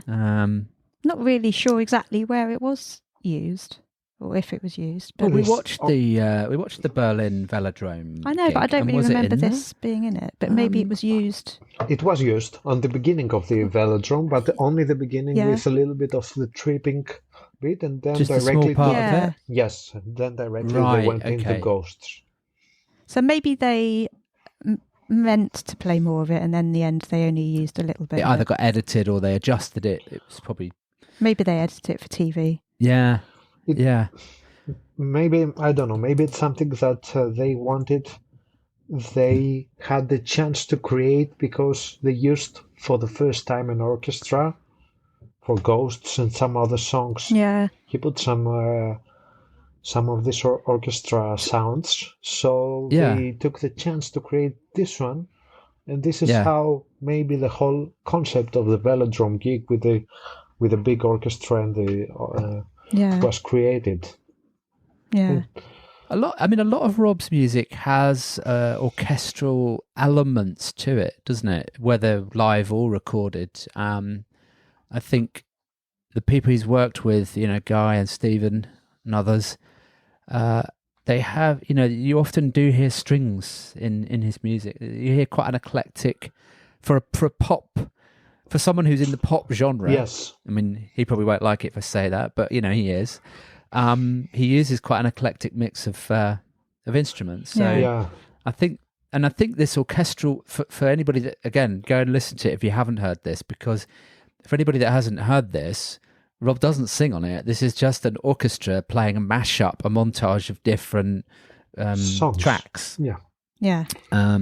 Did you work out what they all were, Lucy? Well, I could hear. What have I got? Tripping, Ghosts, The Trouble with Me, Advertising Space. I think I've heard all of those in it. Did you hear any others? I didn't hear Trouble with Me, to be honest with you. Which part? I'm not quite sure. I struggled to hear that, but I played a bit of Trouble with Me, and then I played a bit of that and compared them, and I was like, I think that bit is The Trouble with Me. All right, yeah, but it's a very nice. Let's say that it's an approval. No, let's say that it's a conclusion of how good musically the new album could be. This is a proof for the eclectic audience. Because if you put it to somebody who doesn't know what he's going to hear, he's going to say, okay, this is a classy song. This is a classy sound. Congratulations to the one that created it. This is what you achieve with this track, in my opinion. I think it's really clever how they worked them all into one piece. Yes. It's superb. I agree. It's a great tribute to Robbie's music. Yes. And when I'm listening to it, and we listen to these a lot before we do the podcast, obviously, it really builds up quite an exciting mood for me, because it feels, obviously it's been composed to do that, I think, to sort of create energy. And I love the little vocal bits on it. You know, they've got little clips of Robbie saying certain things. Yeah, it's the backing vocals bit to Ghosts that Angie pointed out in the last episode was on this one. You know, where he's on the boulevard, everybody's singing. For the BBC and all those bits. Doesn't he say it looks like we're going to make it at some point? Yeah, that's it. Yeah, particularly the advertising space piece. I really love that. My favourite song off the Intensive Care album. And for some reason, the song itself reminds me of, here's another random Matt fact, New Year's Eve fireworks in London.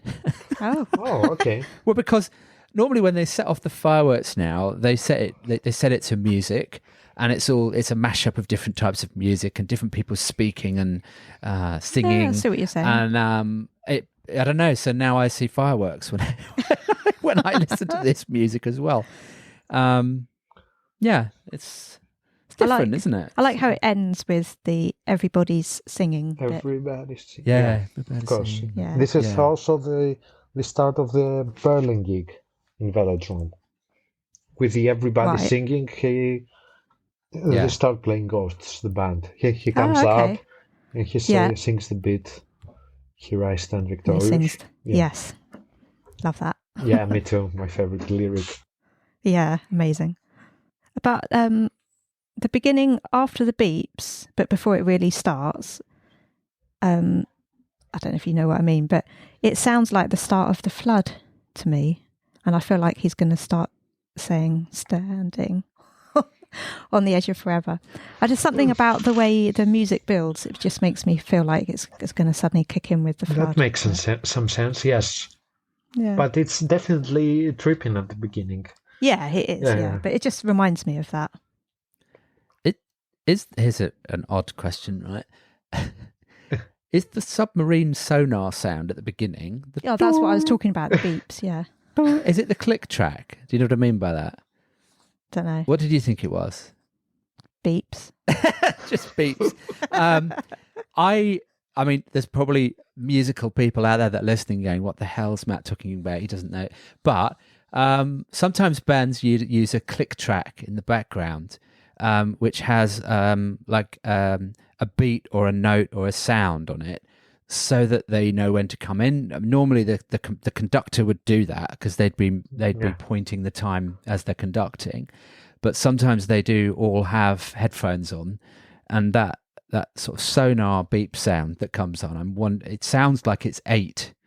I counted it. Oh, okay. But then again, I am not a musician, so I could be completely wrong. Come on, don't. But I just wondered why it was there. You know, if they've got a huge orchestra, even though they've got even though they've got the conductor there, I just wonder whether that might be helping them to stay in time. You know, I don't know. Maybe it was completely wrong. Yeah, it gives the beat. Yes, of course. Yeah, but it's just the introduction to build a tense, in my opinion. Yes, yeah. You have to wait for it. I think you're probably right. You have to wait for it, and then, okay, you will hear Robbie, but you won't. You hear an orchestra. Yeah, true. Anyway, that fact's probably wrong and it's not interesting, so shall we move on? All right, then.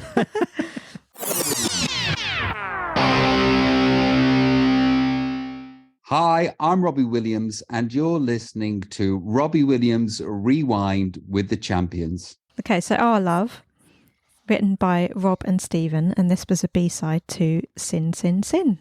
And that's all I've got. I'm not doing very well on the facts on this episode. I apologise. Oh, you're doing a good job. Of course. Yorgos, do you want to go first with Our Love? Okay, so, pardon me, don't get me wrong, but to me, this is it sounds like an Illuminati song. Our love is better than their love. You can come and join us. This is what all I can hear. This is what I'm hearing. I know it's stupid. Because I couldn't work out what it meant, and that's quite a good concept. Okay, this is another concept that could be is that our music, our pop music, is better than their music, the rock music, the indie music. Mm-hmm. But do you believe their love will make you all right? Their music will be all right for you? No, I believe that that our music is going to be better for you. But just like we told you, we can make you famous. It sounds so Illuminati to me. I know it's not. It's silly. Yeah. But but he's asking for people to join on whatever he feels in his mind. I believe that it's not making so much sense. That's why he didn't work. He didn't work a lot on this song. I have this feeling. Yeah. And he's asking people to join him. Why don't you come and join us? Maybe it could have. He was aiming for a gig opener by this one. The original idea might be something like that, but you don't need anyone to know what you can't resist. That you exist. I don't know. I get these weird feelings. I told you before. It's a good theory. I couldn't work it out at all. I thought, is it about drugs? Like, the drugs. The concept would also be this one. Yes. Yeah. That maybe if you're taking drugs, you don't want anyone to know, but you can't resist. I don't know. And you will feel famous and special when you get them. So maybe yes. Yeah, I was wondering if it's that, or I also wondered if was from hanging out with Oasis rather than being in Take That. Come over to our side because Take That stuff you're doing is shit. Yeah. Come and hang out with us. We're better than them. I don't know. I couldn't work it out really. Now that we're talking about this, I believe that you're right about the drugs theory. You think? Yeah. I think yes, that you don't need anyone to know that you exist taking them. Yeah. And our love, the way that you will feel, is better than the other ways of entertainment. Yes. We can make you feel superior, like famous. That's what I was thinking, yeah. I like his hearing his accent in the talking bit as well, and I like how it's the a backing very vocals nice song. are him repeating, what he sings in other parts of the song. It feels like it's a bit Oasis-y, I think, this song. And he's doing a lot of those backing harmony vocals as well, isn't he? Yeah, I like that. I like he's quite good when he does that. There's something about it. Yeah. I agree with you. It is very difficult to decipher what it's about. Maybe I've got another theory. Okay. All right. I wonder if it's about the lure of celebrity culture. And, maybe it's about, our love is better than their love, come and join us. Kind of come and be in our group. I was going to say our band, but maybe it's about going out, being a girlfriend of a celebrity. Our love is better than their love. And I don't know. There's not like this thing called love. I see that we've both picked up on the same line that we like. What do you believe stars disappear when it gets light? Yeah. It's a good line, amazing. don't you think? It's amazing. That's very profound, that line. Yeah. I don't know. Well, I was going to say, is it similar to when, who's it turns into a pumpkin? Cinderella? What?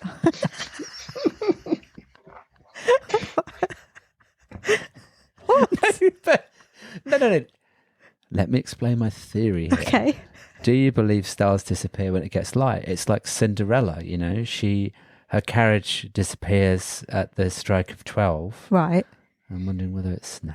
It's It's too tenuous. say- No, don't try and build on that. No. I won't. Joking. But I see what you mean, though. It's a metaphor. Let's say it like that.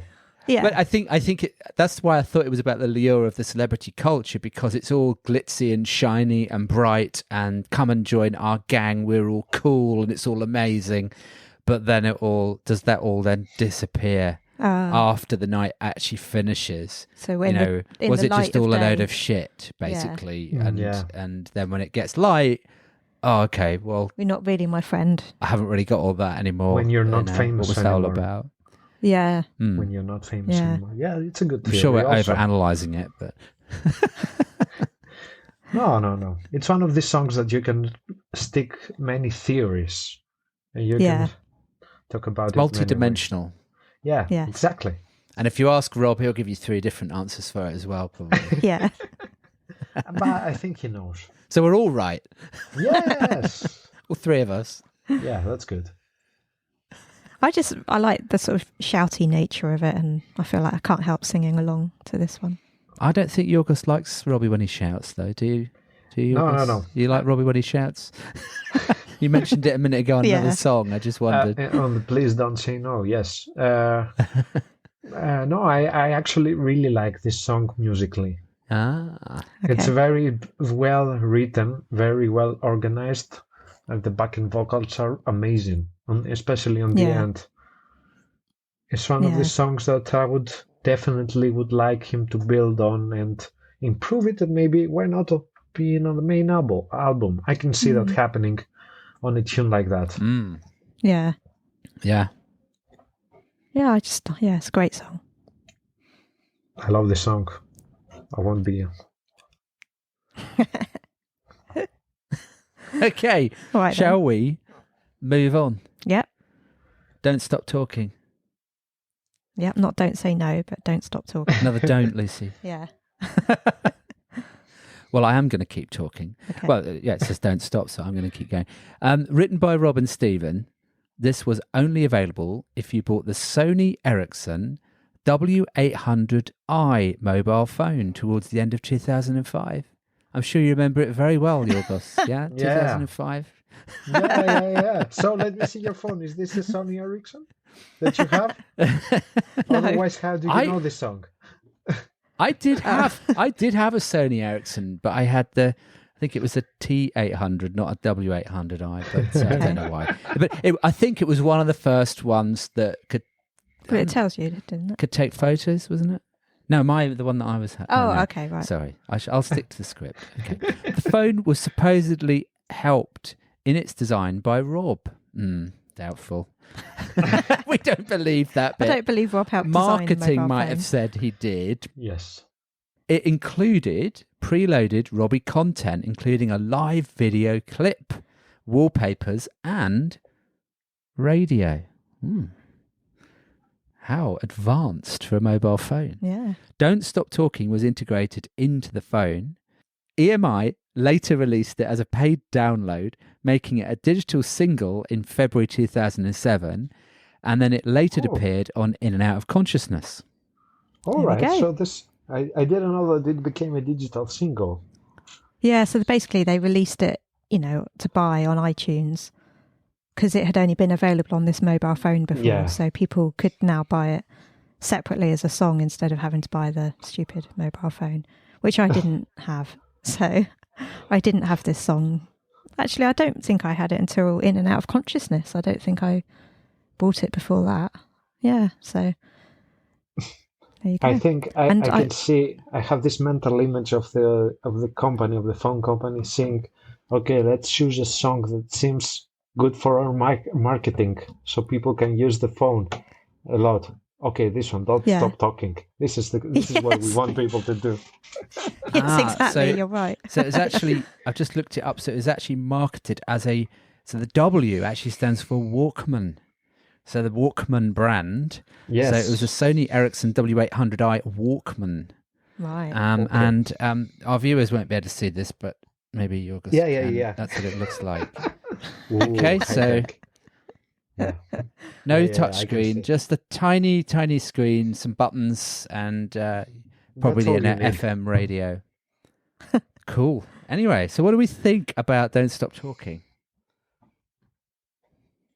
I don't know. And now you've stopped talking, so that doesn't really work. Come on. Come on. Yorgos, come on, talk. You want me to? I always find it... Yeah, you go, Yorgos, yeah. No, you started talking, so don't stop talking. Back to you, Lucy. Come on, keep talking. I don't know. I kind of always forget about this song, and in my head I get it muddled with Don't Say No anyway, which I do really like, and then I forget about Don't Stop Talking. And they're next to each other on In and Out of Consciousness as well, which is also confusing. But I also, because this is on In and Out of Consciousness alongside Don't Say No, so I find it interesting that the songs from this era that made it onto In and Out of Consciousness are Meet the Stars and Don't Stop Talking and Don't Say No. Right. Which means that he must really like this song more so than, say, Bag Full of Silly and Our Love, because they weren't put on In and Out of Consciousness. Oh, I see. Okay. So maybe those are his faves from this era. His fave B-sides. Well, and also, I mean, obviously, Robbie is part of the machine, but at that point, they would have been picking something that Robbie liked because it was going into a massive marketing campaign with Sony. Yeah. I know. Well, yeah. I was talking about for In and Out of Consciousness, but yeah. Yeah, but what I mean is, from the beginning, he obviously placed a lot of emphasis on the song because they wouldn't have just put any old song into a big marketing campaign. No, you know, on this phone. I wouldn't have thought so anyway. Yeah. So, which is why it ended up getting released and then being on an Out of Consciousness. Yeah, yeah. But it's got some good lines in it. Overdose on liberty. I was never meant to be that free. I like that. And don't stop breathing. You've got to carry on despite the evidence. So I guess that's about himself. You know, life's hard, but you just got to keep on going. You know, keep fighting through. That's how I take it to mean. What do you think, Yorgos? I think that it's a very catchy song.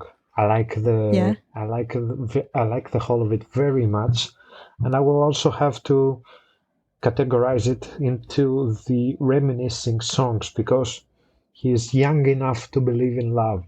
So I believe that he's talking about one of the first times that he was really starting to have feelings for a girl, real feelings. Yeah. And he believes in love, and he is overdosed on liberty. It's the first time that he was meant to be that free. But it's a very catchy tune, so I think that this is the reason that it was selected by the Sony Ericsson team at this time to be included. Mm-hmm.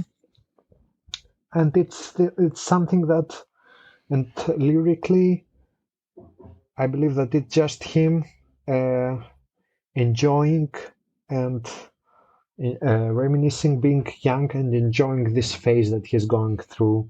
He likes this girl too much, maybe Lisa Parks, that he has talked about a lot. Yeah. And he was never meant to be that free, and he's trying to make this girl go out with him at the end. This is what I get. Yeah. I feel like he's talking about his teenage self. Yeah. Yeah, that's good thought. It's about trying to find love rather than being free. I really like this song. I would play it. It's one of my top 15 Robbie Williams songs. Oh, really? Wow. It's up there. Oh. Yeah. These songs that we're talking about at this age are on my top 15. Wow. Yeah. Okay. I really love the line, because we will fall in love because we need to fall in love. Robbie's vocal in that part is just amazing. And I'm not going to try and even sing it. Listen to it if you want to know what I mean and you haven't heard it. It's just incredible. And then I like you, Lucy. I love the overdosed on liberty line. Yeah. You know, we were never meant to be that free. And I mean, I think it's a great song. I can sum it up by basically saying, don't stop talking, breathing, walking or singing. And we definitely must go out tonight. Yeah. Basically, that's I like doing these little synopses. I think that's the synopsis of the song. It's obviously deeper than that, but yeah, they definitely must go out tonight. It's very important. And I think that the bridge is the best part of the song. As sure as man created God, we were meant to be in love. I'm sure if God created us, he'd realise that we are right. We must go out tonight. I like that. It's a very nice song. Everything is perfect in this song. There's nothing I don't like. Oh, okay. There's nothing I don't like. And I really love the lyric, dumb enough to care too much. Yes. Obviously, when you're young, you care about stupid things and you think about them later in your life and you think, oh my God, I was such an idiot about this thing. Yeah. I told her this one and I was such an idiot. I hurt this girl. And you understand my point of view, what I'm trying to say. Yeah. It's a personal song. I like that. A great rocky song, isn't it? Yes. And he's got. Yes. I wrote down that he's got high and really low notes all in one song. That's true, and also high and low. This is the first time on intensive care, and I believe in this song when you can see that he starts singing low notes. Otherwise, before in all of his songs, he's trying to reach the high-pitched version of this song. Yeah. He tried to do that also on the Instagram lives last year, the year before. He was singing all the songs differently that he does on stage. He was doing the high-pitched versions. But this is the first time where you can see the depth of his voice, that he can do everything. That he can, 4 years ago, he could sing, I would talk and Hollywood would listen in the highest ever possible tone. And now he can go very low. I'm not going to try to sing it like Elvis. Yeah. That's what I like. The really low notes. He's got good range in this song. And he shows it often here, definitely. And he stick to this range for a lot of years. Yeah. This is the start of this age. This year, 2004, 2005, is the beginning, the birth of the low tone singing of him. This is when he started to add this depth. Let's call it that way. So we'll get you to sing that at the end, so that everyone knows what we mean. Okay, so now we'll move on to Jealousy, which is a duet that he did with the Pet Shop Boys. So it was written by Neil Tennant and Chris Lowe. This live version appears on Concrete. It was originally written in 1982. It was the fourth single to be released off their fourth studio album, Behaviour, on the 27th of May 1991. It also appears on both Pet Shop Boys' greatest hits albums. And Jealousy was the first proper song ever composed by the Pet Shop Boys. Chris composed the melody on the piano at his parents' house, then asked Neil to write the lyric. They were hoping for legendary film composer Ennio Morricone to agree to score the orchestral arrangement, but he never answered, so they got Harold Faltermeyer to do it 9 years later. Robbie made a guest appearance at the Pet Shop Boys BBC Radio 2 concert at the Mermaid Theatre in 2006 to sing this song, which was then released on their live album Concrete. So, what do we think of Jealousy, this duet that he did? Matt? Am I allowed to go first? Yeah, go on. Okay. I really like it. I mean, I guess I'm a bit biased because I like a lot of the Pet Shop Boys stuff. And Robbie's vocal and, as we know, quite a lot of his music actually is influenced by Pet Shop Boys. We know he loves Pet Shop Boys. But it's an absolutely epic performance from Rob here. I mean, I listened to it a lot in preparation for this podcast, and the three of us know Rob, right? We know him live, we know him recorded, everything. His vocal here sounds so much like Neil Tennant's. Yeah. But he's almost not doing an impression. That's not what I mean. Yeah. They are very similar in their vocal style, and he's so super confident. I think this performance for him was really important, and he doesn't mess about. He doesn't falter. He is note perfect, pitch perfect, just absolutely on it. And obviously the pressure must have been on because all these other celebrities and, prestige people all these people in the audience. But I think, Lucy and I were commenting on it.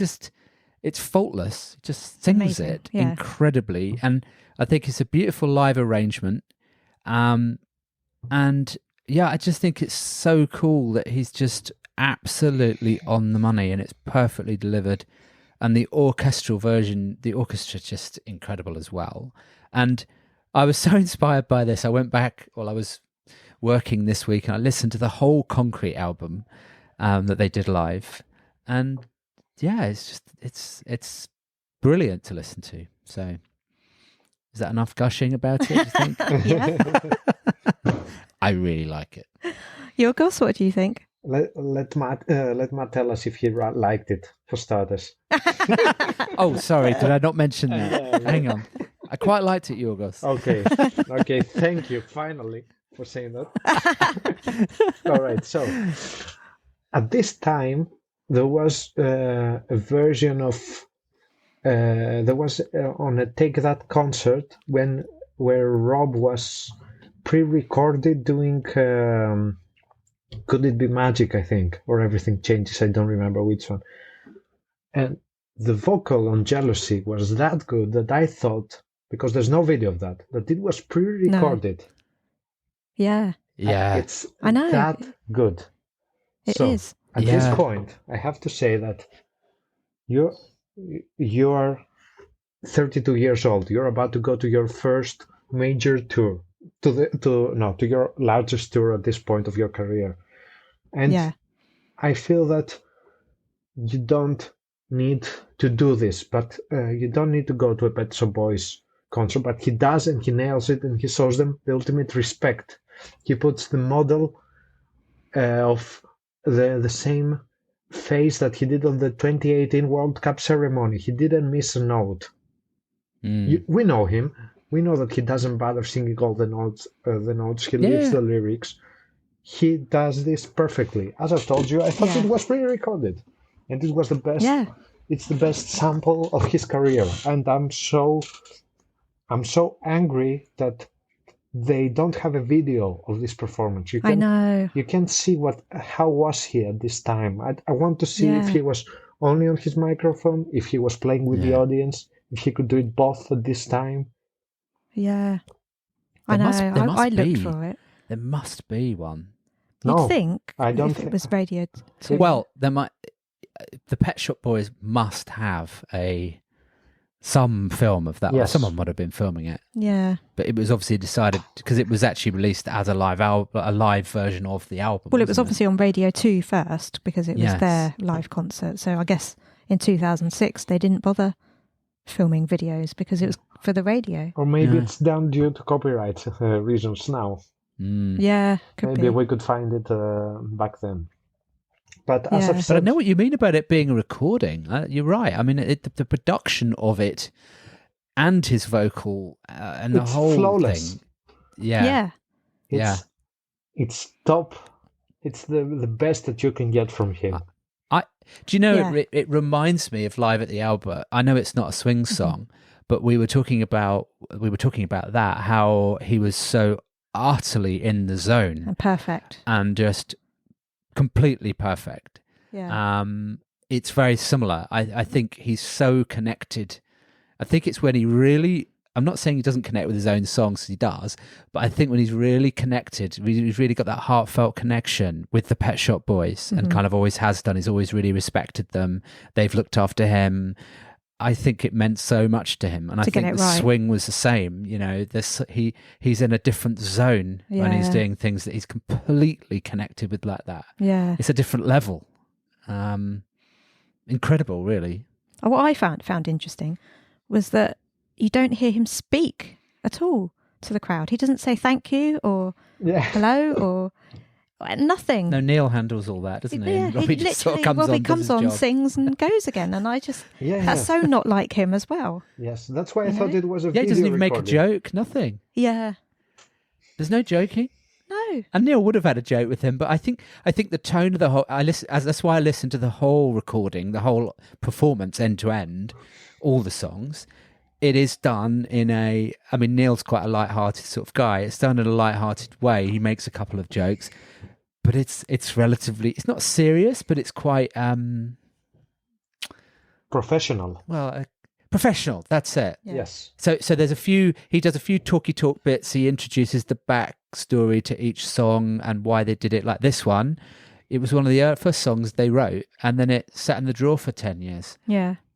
Which I find incredible that someone can write a song like this at the very beginning of their career, and then 10 years later they bring it back. Yeah. I mean, maybe it's an amazing song. Maybe Robbie sees some of himself in that as well, you know, with all the songs that he's kind of got filed away on his Mac. Maybe, yeah. But he did actually change a couple of the words. Did he? Yeah, because I listened to the Pet Shop Boys version, original version. Yeah. So the original lyrics are, Did you try to keep in touch? You know you could. I've tried to see your point of view, but could not hear or see for jealousy. Rob changed it to, did you try to keep in touch? You know I could have tried to see your point of view. Did he do that purposely? I don't think so. Here we are saying flawless performance. I think I don't know, actually. I think that in his head, that was what the lyric was, and so that's what he sung it. I don't think he purposely changed it. I think he thinks that's the lyric. What, so you know you could... So did you try and to keep I've in tried touch? is missing. It just goes, you know I could have tried to see your point of view. So he said, you know I could have tried to see your point of view. Whereas for them, it's, you know you could keep in touch. I've tried to see your point of view, but could not hear or see. But his is, you know I could have tried to see your point of view. Whereas theirs, you know you could, is to do with keeping in touch. His is to do with seeing their point of view. Does that make sense? Absolutely, Lucy. Yorgos, I know what I do you mean. agree? Of course, Matt, I agree. It's not polite to disagree with our... That's fine. Dear. Anyway, as we were talking he before. changed a couple of words. So, you know, maybe there may be some Pet Shop Boys fans that may disagree with it being flawless. I see what you mean. Yeah. Yes. And thing is, it was so flawless that I would imagine that was adjusted on purpose. Yeah. So I think you're right. Whether it has any profound meaning or whether he just couldn't quite get that piece, you know, working in his own style. Yeah. He didn't have. Who knows? He didn't have the monitors back then with the lyrics. No, exactly. So, but And that's what I find interesting, that he obviously knew the words well enough to he not rehearsed it a need lot, them. I think. But Yes, definitely. in either way, Well, even though he didn't get the words, a couple of words wrong, to me it's still a flawless performance. It is. To me, It's one of his best ever live performances, I would say. you can't recognize if it's a studio or a live performance. So that No. says all. That says it all for me. Yes, exactly. I would like also to state about this song that I googled some pictures from his entrance on this Concert. yes, for this concert, and he looks really tired, anxious, and depressed. It's just really? because Oh. it's just before his tour, and you can see that he cannot. That he's so messed up at this point that I'm very sorry for him. And it's, if somebody saw these pictures, he could easily predict what was going to happen to Bernard during this tour. Right. Mm. Oh, that's sad. I have to have a look. We'll have to have a look at that. Yeah, thanks, Yorgos. Okay, so I think we've covered all the songs. So I'm just going to quickly mention a few other things. So I thought we'd just talk about a couple of other things that came out around and happened around this period. So yeah, starting with B-sides and rarities. On the 6th of December 2005, Rob released a B-sides and rarities album. It included 18 B-sides. Guess what the first one is?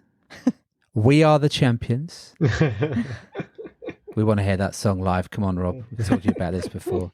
Bag Full of Silly, Talk to Me, Get a Little High, Ant Music, Coke and Tears, Don't Do Love, Come Take Me Over, Please Please, I Feel It But I Can't Explain, One Fine Day, Appliance of Science, I Am the Res Erection, Twist, I Wouldn't Normally Do This Kind of Thing, Don't Say No, Family Coach, and How Peculiar Reprise. So there you go. But I never bought that album. I don't know how widespread it was released, because you can't get hold of it now. I had a look. But yeah, that was a little... Is it listed on the old musical, like Apple Music or Spotify? No, it's not on these platforms. I don't look at those, do I? No. Because they're basically songs that you can get elsewhere, but they just released them all on one album. I cannot confirm or deny if I got it from downloads. If I got it downloaded. Yeah, I mean, you can put it together, can't Yeah. you? You can put those tracks together. Exactly. Yeah. So then the next thing that happened in this time was Soccer Aid. So And we've of mentioned course, at this point, we have to point out Lucy's love for football or soccer. She cannot get enough of football and soccer. So I don't think so, is that right, Lucy? That's not true. Yorgos, we know you're a football fan, I'm a football fan, I'm yes. sure you're going to enjoy this bit. So the 27th of May 2006 saw the first Soccer Aid presented by Anton Deck. It was Robbie and Johnny Wilkes' idea, mainly because they wanted to be footballers rather than entertainers. It's now raised 47 million, I think, for UNICEF. It used to take place every 2 years, but since 2018, it's been annual. Dermot O'Leary took over as presenter in 2010. There's been 10 matches played at Old Trafford, Wembley Stadium, Stamford Bridge and Manchester Etihad. Rob has played in 4 of the matches, 2006, 2010, 2012 and 2016. He was the captain in 2010, assistant manager in 2014 when he couldn't play due to injury, assistant manager and player in 2016 when he only played for 7 minutes. In 2018, he withdrew due to injury but was a coach. He appeared as a hologram in 2020 alongside the Struts. And he was like 2 feet taller than them. Large, yeah. And in 2021, he was a coach again. And so I've been to a few Soccer Aids with my friend Ewan because he lives in Manchester and he does like football. I only go to see Robbie in shorts. And that's it. Ollie Mers in shorts. Yeah, you just happen to have both 2 of your favourite celebs on one football pitch. Yeah, that's the only reason I go. Same on you. And your husband is right next to you. Come on. He's all right. He's used to it. I'm used to this. Although I don't go to Soccer Aids generally. I obviously support Soccer Aid and think it's a great cause for UNICEF. And I think it's good that they do it. And obviously I watch it on TV and then I see Lucy kind of, staring at Robbie on the sidelines rather than looking at the actual football. As are most of the fans, actually. Yeah. But there we go. But that's your thing, isn't it? I'm normally babysitting, looking after the kids while Lucy goes off to Manchester or wherever it happens to be. It's always in Manchester, actually, isn't it? Well, it's been in London, but we didn't go to the London ones. Yeah. Yeah, so but I did take a really good photo of Robbie and Ollie right next to each other, but you can see both their faces right next to each other, and posted it on Instagram, and Ollie did share that and put it on his own Instagram. Which year was that? I think that was 2016. All right, so it's going to have to wait a while for the actual episodes before we put it on the webpage. No. Yeah, and so he shared it and said, "New album cover, Rob?" ? And he tagged Robbie in it. That was a nice moment. And I did obviously get a selfie with Robbie once at Soccer Aid as well. I think that might have been 2018. Yeah, so it's a good thing, and I thought we'd just mention that. As it started it's a nice cause. 2006. But I think also that Robbie's a little bit tired of going every year to the Soccer Aid. But it's good that it's been established.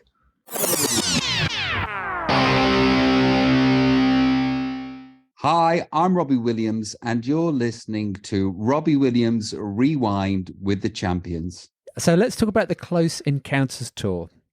Rob's Close Encounters Tour achieved a Guinness World Record for selling 1.6 million concert tickets by a single person in a single day. Wow. Well done. That is an achievement and a half. Incredible. He played 59 shows in 19 countries, playing to about 3 million people. Wow. In reveal, Rob said, "It didn't add up in my head that so many people should turn up and it generate that much money. I didn't feel worthy of performing to that many people, and I didn't feel worthy of receiving that much money." He decided it would be too much for him and told his management he wanted them to cancel the whole tour. But he changed his mind when Johnny Wilkes said he declined a stint in Guys and Dolls to go on tour with Rob and agreed to carry on with it with Johnny by his side. The support acts included Orson, DJ Chris Coco and Basement Jaxx. When the tickets went on sale, the Ordinary Boys were listed as a support, but this didn't end up happening, and I can't remember why. I guess they broke up or something, I don't know. The spring tour opened with 3 nights in South Africa on the 10th of April 2006 and 1 night in Dubai. There was a short break before he embarked on the European tour with the full stage. He started in Dublin before playing 2 nights in Belgium, 1 in Paris, 4 in the Netherlands, 2 in Sweden, 2 in Denmark, 13 in Germany, 1 in Hungary, 1 in Italy, 2 in Austria, 2 in Switzerland, 9 in the UK. He played 44 dates in 14 countries in 4 months in Europe to 2.7 million people. Rob said in You Know Me, it was called Close Encounters because of my interest in extraterrestrials and also because of me having close encounters with the public, or the public having close encounters with me. I must have been some kind of worried because I turned up a lot of the days to rehearse, which we know is, rare. Unlike Rob sometimes. What goes along with the fact that 3 million tickets have been sold for this tour was that 3 million people were on their way to see me, and it's very difficult to articulate how small one feels up against that fact walking into it.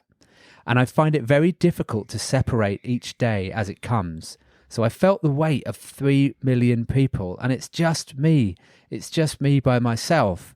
If I don't turn up and do it, it all falls to shit. I was scared. About the opening night in Europe, in Dublin, Rob said, I'd felt nerves before, but something about these nerves was different on this tour. Beforehand, I was feeling absolutely horrendous. For the encore on that tour, a little lift took me to the top of the scaffolding where I'd start Let Me Entertain You before coming down on a gondola. This was the first night. I'm 120 foot up in the air in a gondola, the audience below, and the gondola doesn't move. I'm in front of 80,000 people. There was nothing to do but go back down the lift, still singing the song. It just capped off a very, very nervous night. I thought I wasn't at my best, and after coming down in the lift, I said, I haven't been very good tonight. I'll come back and do you a free show. I think they're still holding me to that, and so they should, I promised them. But I didn't realise what was to come on the tour. I didn't realise that evening wasn't a one-off.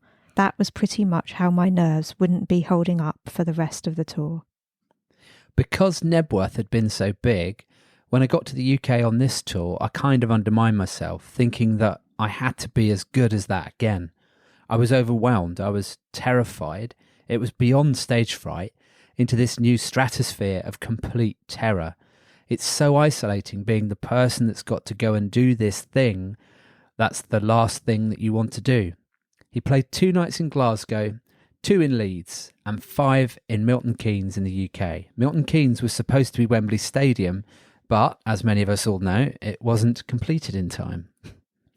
So while Rob was playing Milton Keynes, it was announced that the Asian leg of the tour would be cancelled. He was supposed to play 7 dates between the 4th to the 26th of November, but the shows in Shanghai, Hong Kong, Bangkok, Singapore and India were called off. The first South American date in Venezuela on the 8th of October was also cancelled. A spokesperson said honouring the dates would be asking too much. It had become clear that the stress and exhaustion of the Asian tour, coming so shortly after the end of the European and South American dates, would seriously impact his health. The second Leeds night was televised live by Sky as the first ever high-definition concert. Rob said, the night that it was on TV, I actually struggled to walk onto the stage. My legs were bandy, they just wouldn't work. It felt as though I was walking towards death. And then I just shot up through the stage and a performance happened. I think I just channeled the terror. What nobody realises is that the more cocky and arrogant I look on stage, the more terrified I am. After a month's break, Rob fulfilled 6 dates in South America in October 2006. 1 in Chile, 2 in Argentina, 1 in Brazil and 2 in Mexico. He said, just to think that I was doing stadiums in South America, that's incredible. I'm very proud of that, very proud of how it all went over and of how it was received. I think for that year I was the biggest selling Anglo-Saxon solo artist in South America. And they used to say, of course, Robbie Williams, the phenomena, won't travel. Following another 5 weeks break, Rob then played 9 dates in Australia, finally ending the tour on the 17th of December 2006 in Melbourne. In You Know Me, he said of the Melbourne show, last show of the tour, I hadn't slept the night before, and it wasn't for partying or being nefarious, it was because I couldn't, proper insomnia. It was crazy making how fucking knackered I was on that tour. even once the tour was finished, I didn't feel relieved because I knew I'd be spending energy that I didn't have, and I knew there was going to be some sort of payment spiritually, physically and mentally for what I had just been through. It was really bad. I was pretty broken. I suppose there was a breakdown. I stayed in a lot, watched TV, did drugs. The week before rehab, I just lived on chocolate eclairs. Oh, God. By the beginning of 2007, I didn't care if I was dead or not. There are no photos from then. At least I had the sense not to do it in public. Explaining later how he knew from the start of the tour in South Africa that it would all end badly, he said, "This huge operation was in place and there was no way of backing out. And I kind of just didn't have the heart for it anymore. It was kind of like being on the Titanic. Like, I don't know where this ship is going to sink, but it's definitely letting in water." The set list seemed to change throughout the tour, but these songs were played every night. Radio, Rock DJ, Tripping, Monsoon, Sin Sin Sin, Make Me Pure, Me and My Shadow, and Strong with Johnny Wilkes. Back for Good, the normal version, not Rob's sped up one. Advertising Space, Come Undone, Feel, Let Me Entertain You, and Angels. In order of how much he played them, with most first and least last, he also played Millennium, Rude Box, Kids, A Place to Crash, No Regrets, The Trouble with Me, She's the One, Ghosts, Supreme, There She Goes, Better Man, Love Light, Sexed Up, Something Beautiful, and Walk on the Wild Side. The band featured Stephen, Gary and Neil on guitar, Jerry on bass, Chris on drums, and Claire on keyboards and guitar. Wow, so that's quite something to read. It's like all those dates and all those... Goodness. And all that breakdown that it caused. Not in a good place. I have to say at first, I didn't know that he actually played the full version of There She Goes at this tour. And Something Beautiful? Yeah. I didn't know about that. Well, that's what it says on Setlist FM. Yeah, maybe he did the snippet. Yeah. I don't know. I'm not quite sure, but yeah, maybe it was a snippet of There She Goes. Maybe, yeah. I don't remember seeing any video of that. But anyway, what a story about the Close Encounters tour. There's so much to say. It was the best time to be a fan, but the worst time to be the man himself. Yeah.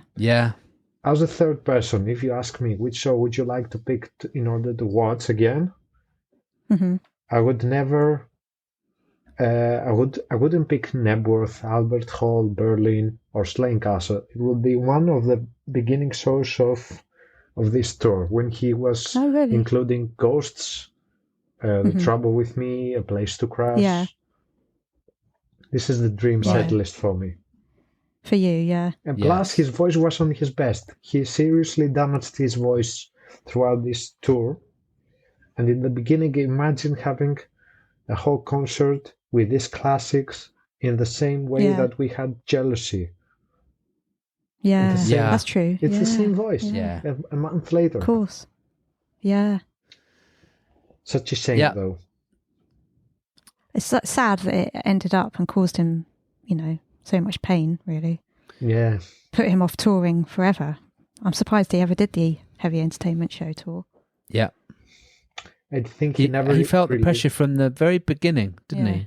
Yeah, he knew that he couldn't top whatever he'd done so far. He knew that everything was going downhill right now at this point. I think that he said in 2018 or 19 that there was a relapse on cocaine more than a decade ago. I bet that it was on this tour, so he could go out on stage, in my opinion. Yeah. And you can see that he's not happy about it. He's putting the best show of his life. We can't compare him to the years before. To me, he's rocking it, but it's so sad that he hasn't been able to enjoy it. And it was the tour that destroyed him completely. It was the highlight of his pain, the highlight of his depression, the highlight of everything that happened in his life. And thank God, after that, it was only incline. He was starting.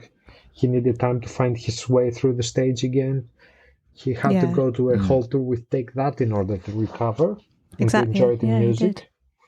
Yeah. And so far, I believe that, and personally, I would, if I was him, I don't know if I could change anything. I believe that he did his best. Yeah, definitely did. Well, I think it's the mark of a consummate showman. Yeah. I mean, to be able to, I mean, it shows his acting skills as well, to be honest, Yeah. to be able to go and deliver the performances that he did, feeling like that, Yeah. you know, even if it was somehow supported by some sort of drug use, but he did give, I mean, certainly when we went to see him, he gave incredible performances. Yeah. So yeah, that must have been a really difficult time for him, really difficult.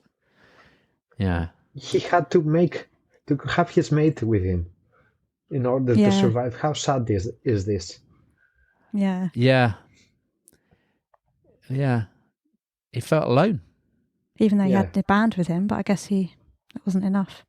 Yeah. We went to see the show in Leeds. We were there the night that it was on telly. Yeah. I went with my friend Laura and her boyfriend at the time. And we didn't have Gold Circle. We were in the next bit back. But we had an amazing night. I was just in awe of all the cameras going all around above our heads, you know, little cameras on wires going over the crowd. And it was such good atmosphere. When he fell over, he handled that so well. Yeah. Such an amazing professional. I know. Because it was just one swift slip and fall, wasn't it? Slip, bang. Yeah. It was down. And he just got up, made a really good joke out of it and just carried on. It was just incredible. How was his voice handling like at this point live? Oh, I can't really remember. We watched it recently, but no, not throughout the video. Not throughout the video that we have today. Actually, from the speakers. I can't. You can't remember. I think it was good, but I can't remember otherwise. It was immense, because are we talking about Milton Keynes Bowl here? Well, no, Leeds. Well, both. I mean, yeah. Well, they were both outdoor gigs in a field. You know, I mean, the bowl is a field, but it is an actual bowl. You know, so it curves around. I seem to remember that it was incredible sound. I mean, I think the whole production was amazing. The stage setting was so huge. Yeah. It was epic, absolutely epic, and just an incredible performance. And when we went to see him at Milton Keynes, we went on the 19th of September, which I'd forgotten was his final European date. I don't really remember it being any different for it being the final one of the Europe, but we were front row and we queued all day with my friend Laura and her boyfriend, and there was these two mad women in the queue with us we became friendly with, but they just kept flirting with Laura's boyfriend, basically. And when we went in and we ran in to the barrier, they ended up sort of closer to the end of the B stage than us. We were more on the walkway. We were still on the B stage, but a bit further round. Anyway, they were calling, no, I'm not going to say his name. You, come over here. We've got a space for you over here next to us. And they were expecting him to leave his girlfriend and go and stand with them.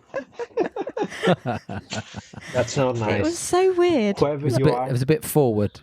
If you're listening to us, whoever you are, you should learn to behave. We hope you have gone wiser with the years. Hopefully. But they were really drunk. They were drinking all day in the queue as well. Yeah. Lucy doesn't so much, but I might have the odd drink or two before we go in, maybe a beer or a glass of wine or something, but not too much, because obviously we can't actually go to the toilet once we get in, because we go to the front.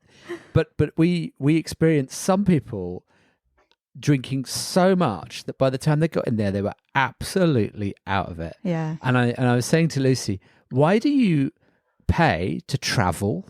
Why do you pay a ticket, and why do you pay to stay just to get so shit-faced that you can't even see what's happening? Yeah. Obviously, as fans, that's difficult for me to see that happening. But, you know, obviously they're paying the money. They can do what they want. But it's, when they get a bit weird. You're missing the show. You know. Exactly. You're actually missing the show. Yeah. I don't know. I don't agree with the situation. I was just so excited to be... No. I was just so excited to be front row again because that's the first time being front row at one of his concerts since '97, I think. So 9 years. Wow. It was just incredible. And we had a digital camera by then, so we took loads more photos. One of our first digital cameras. So yes. we'll share the photos on our social media. We've got some really good ones. But it just meant that I just kept taking photos. I was like, well, he's just stood right in front of me. I'm just going to keep taking photos because I can, because it's digital. We weren't restricted to 24 photos or 36 photos. Yeah. Oh. The old style. Old film camera. I understand, yes. Yeah. But the one other thing that really stands out in my mind of that day is nothing to do with Robbie, but to do with Laura's boyfriend at Milton Keynes. Because you and him had a couple of beers, didn't you? We did have a couple, yeah. But they didn't have lots. But not like loads, just enough. I was driving, so I didn't have any. And at the end of the concert, Robbie had finished and everyone starts to sort of move away. But Laura's boyfriend was so desperate for the toilet. He couldn't wait to actually move away from the barrier and the go like to the toilets. He got a pint cup from the floor and weed into the pint cup and left it stood against. He didn't pour it over or like, he just left it next to the barrier. Yeah, That's and I'll never forget that. I and, know. And he'll be delighted when he listens. Well, he probably won't listen. He won't listen. He would be delighted if he heard that. But was he a fan? But Laura said if he was a fan, he did enjoy him. it. We can excuse him then.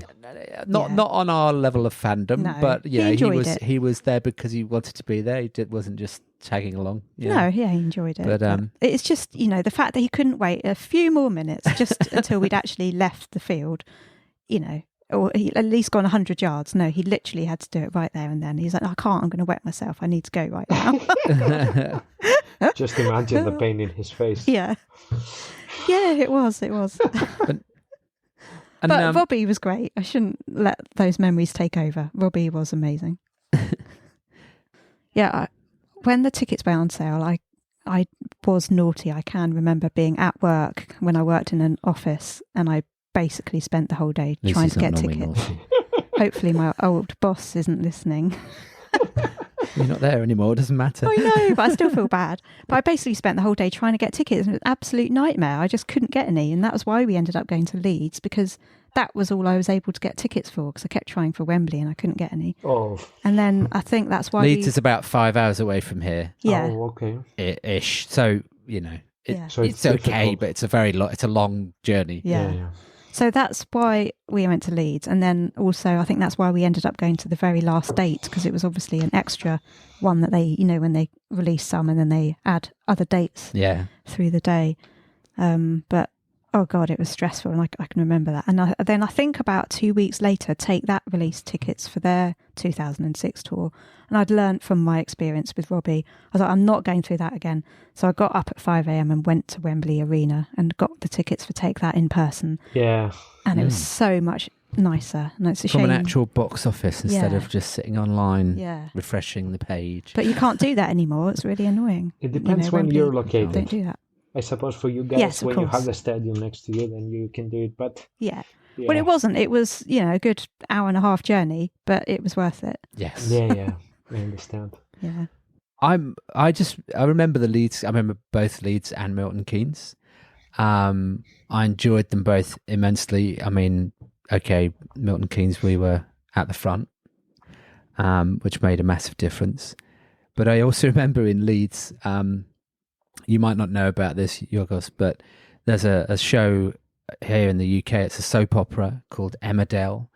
And it's a soap opera about people that live on a farm in Yorkshire. Yeah. And we went to the village and the pub where it used to be filmed during the day. So we were educated in the middle of the country. Yeah, so it was just a bit surreal visiting Emmerdale. I mean, the former Emmerdale. It's filmed in a different place now, and going to that pub. I think we might have had a pint outside the pub. I don't know. And then kind of wandering through fields and then going back to our hotel and then It must have been the day before, actually, we did that, wasn't it? No, because we didn't queue for Leeds, because that's why we weren't near the front. We were like 10 of rows back, so we may have done that in the morning. So we were too busy doing sightseeing. Yeah, why on earth we would go to stupid Emmerdale? We wouldn't do that these days, but it was just a bit surreal being on this film set, well, not a film set, but a location in the middle of the countryside, and then suddenly being at a Robbie gig. It was, quite a contrast, to put it that way. And Milton Keynes Bowl was good. It was really good. I mean, it would have been lovely to be in the now new or then new Wembley Stadium, but it wasn't ready. But Milton Keynes was quite incredible. There was something quite special about that. Yeah, my friend Carla was at the same concert, and as we came out, she was messaging me, and I remember her saying, "Oh my God, that was incredible! One of the best concerts I've ever been to. It was so good." And then, a few years later now, she's like, "Oh no, I don't like Robbie anymore." Oh. It makes me sad that someone can have that amazing reaction and then forget all about these it. People today? Yeah. I don't know. Where are all these network people, Leeds people, and all from these days? You realize that they were not really fans. Yeah. Just fillers, no singles. I like that.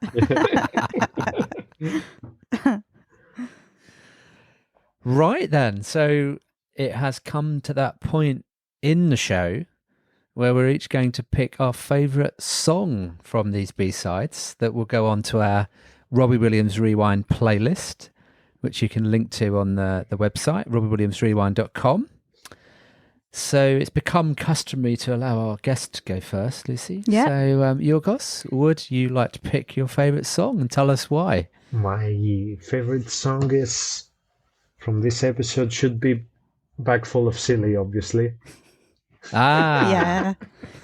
Great choice. And the second close one is Don't Stop Talking. I like these songs very much. For the same reason, I feel very connected emotionally to both of them. It makes me feel about how I felt at these days when I was younger, and reminisce some other things, some things of the past, of situations back then, how I would feel about them today.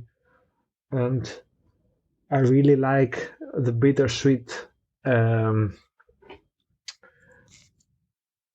can I say, outcome? The bittersweet outcome of these songs. It's one of the songs that I really find myself attached.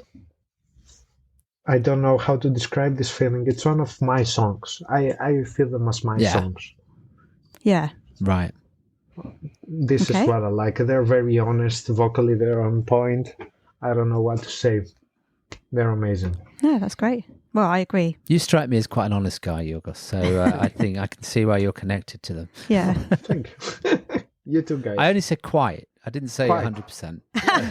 That's why I wasn't super excited about this. Thank you. So, Lucy, yours. Now, Lucy always has trouble picking. Well, no, only because I wanted to pick Bag Full of Silly, because it is the best out of these songs. So you're pleased at least that's on there? Yes. But, so from what's left, I think I will... Don't pick mine. No, I'm not picking yours. I know I'm not picking that one. It would be between Don't Say No and Jealousy. Because of his vocals on Jealousy, it's just incredible from that respect. But I think because Jealousy is only a cover, just like one live song that he did once with the Pet Shop Boys, I think I will stick with Don't Say No. Yes. I'm going to go with that one. And why do you like Don't Say No? I just really like the sounds of it, the arrangement, the strings, the guitars, and the lyrics. If we didn't keep in touch, I guess we didn't care that much. We never understood that stuff, but now I need you. Just, some of the lyrics. Yeah, I just like it. There you go. Great. So for me, Hopefully I didn't give away any spoilers earlier on, No, but you it's didn't. Meet the Stars. Oh. I love the electro style of it.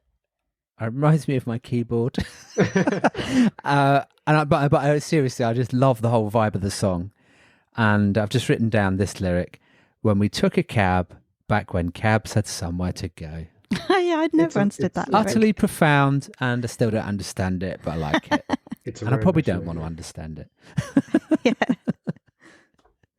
So there we go. That's 3 very strong songs to add to our playlist. So everyone, thanks for listening. It's been really good, really interesting episode. In our next one, we have Jacek he's from the UK, but he's also Polish as well.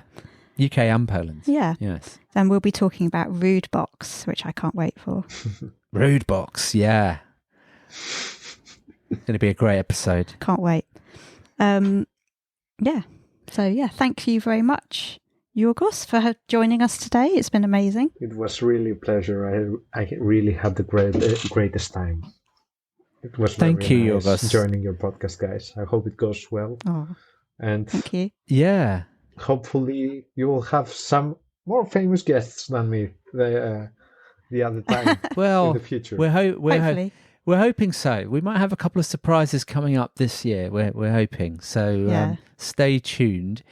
But it's been a lovely recording with you. I love your analysis and the depth at which you connect and understand Robbie actually. And it's clear that you've had lots of deep conversations about life and songs with him. That really is clear, and really appreciate your insight, because we always learn a lot through doing this, and I think you've given us another perspective on some of the songs. So thank you. Most of this. You don't need to worry. You're good students. We know, but it's always good to hear other people's views as well. It is. Yeah, of course. It's a nice experience, because you can't really find a lot of people who can interact with you this way to know these songs. But it's been an honor and a pleasure to join you guys. Thank you very much. Oh. Yeah. And we look forward to the next time we can meet up in person somewhere, maybe in Greece, maybe in London, somewhere. In a gig, maybe. And,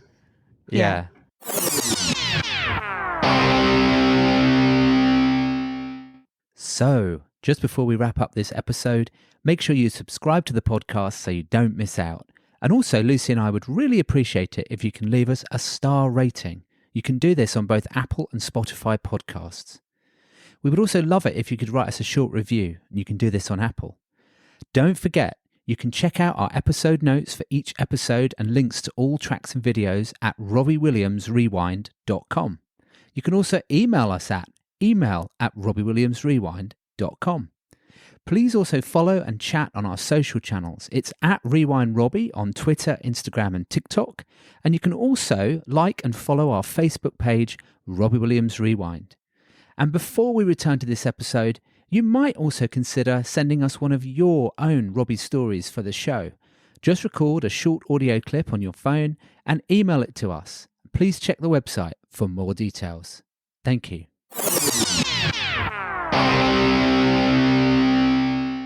Hi, I'm Robbie Williams, and you're listening to Robbie Williams Rewind with the Champions. That would be nice. Thank you, Yorgos. Right. It's been an honor. Thanks. Have a great night, you guys. And see you soon. Thank you for everything. Okay. All right, thanks. Bye. Bye. Robbie Williams Rewind.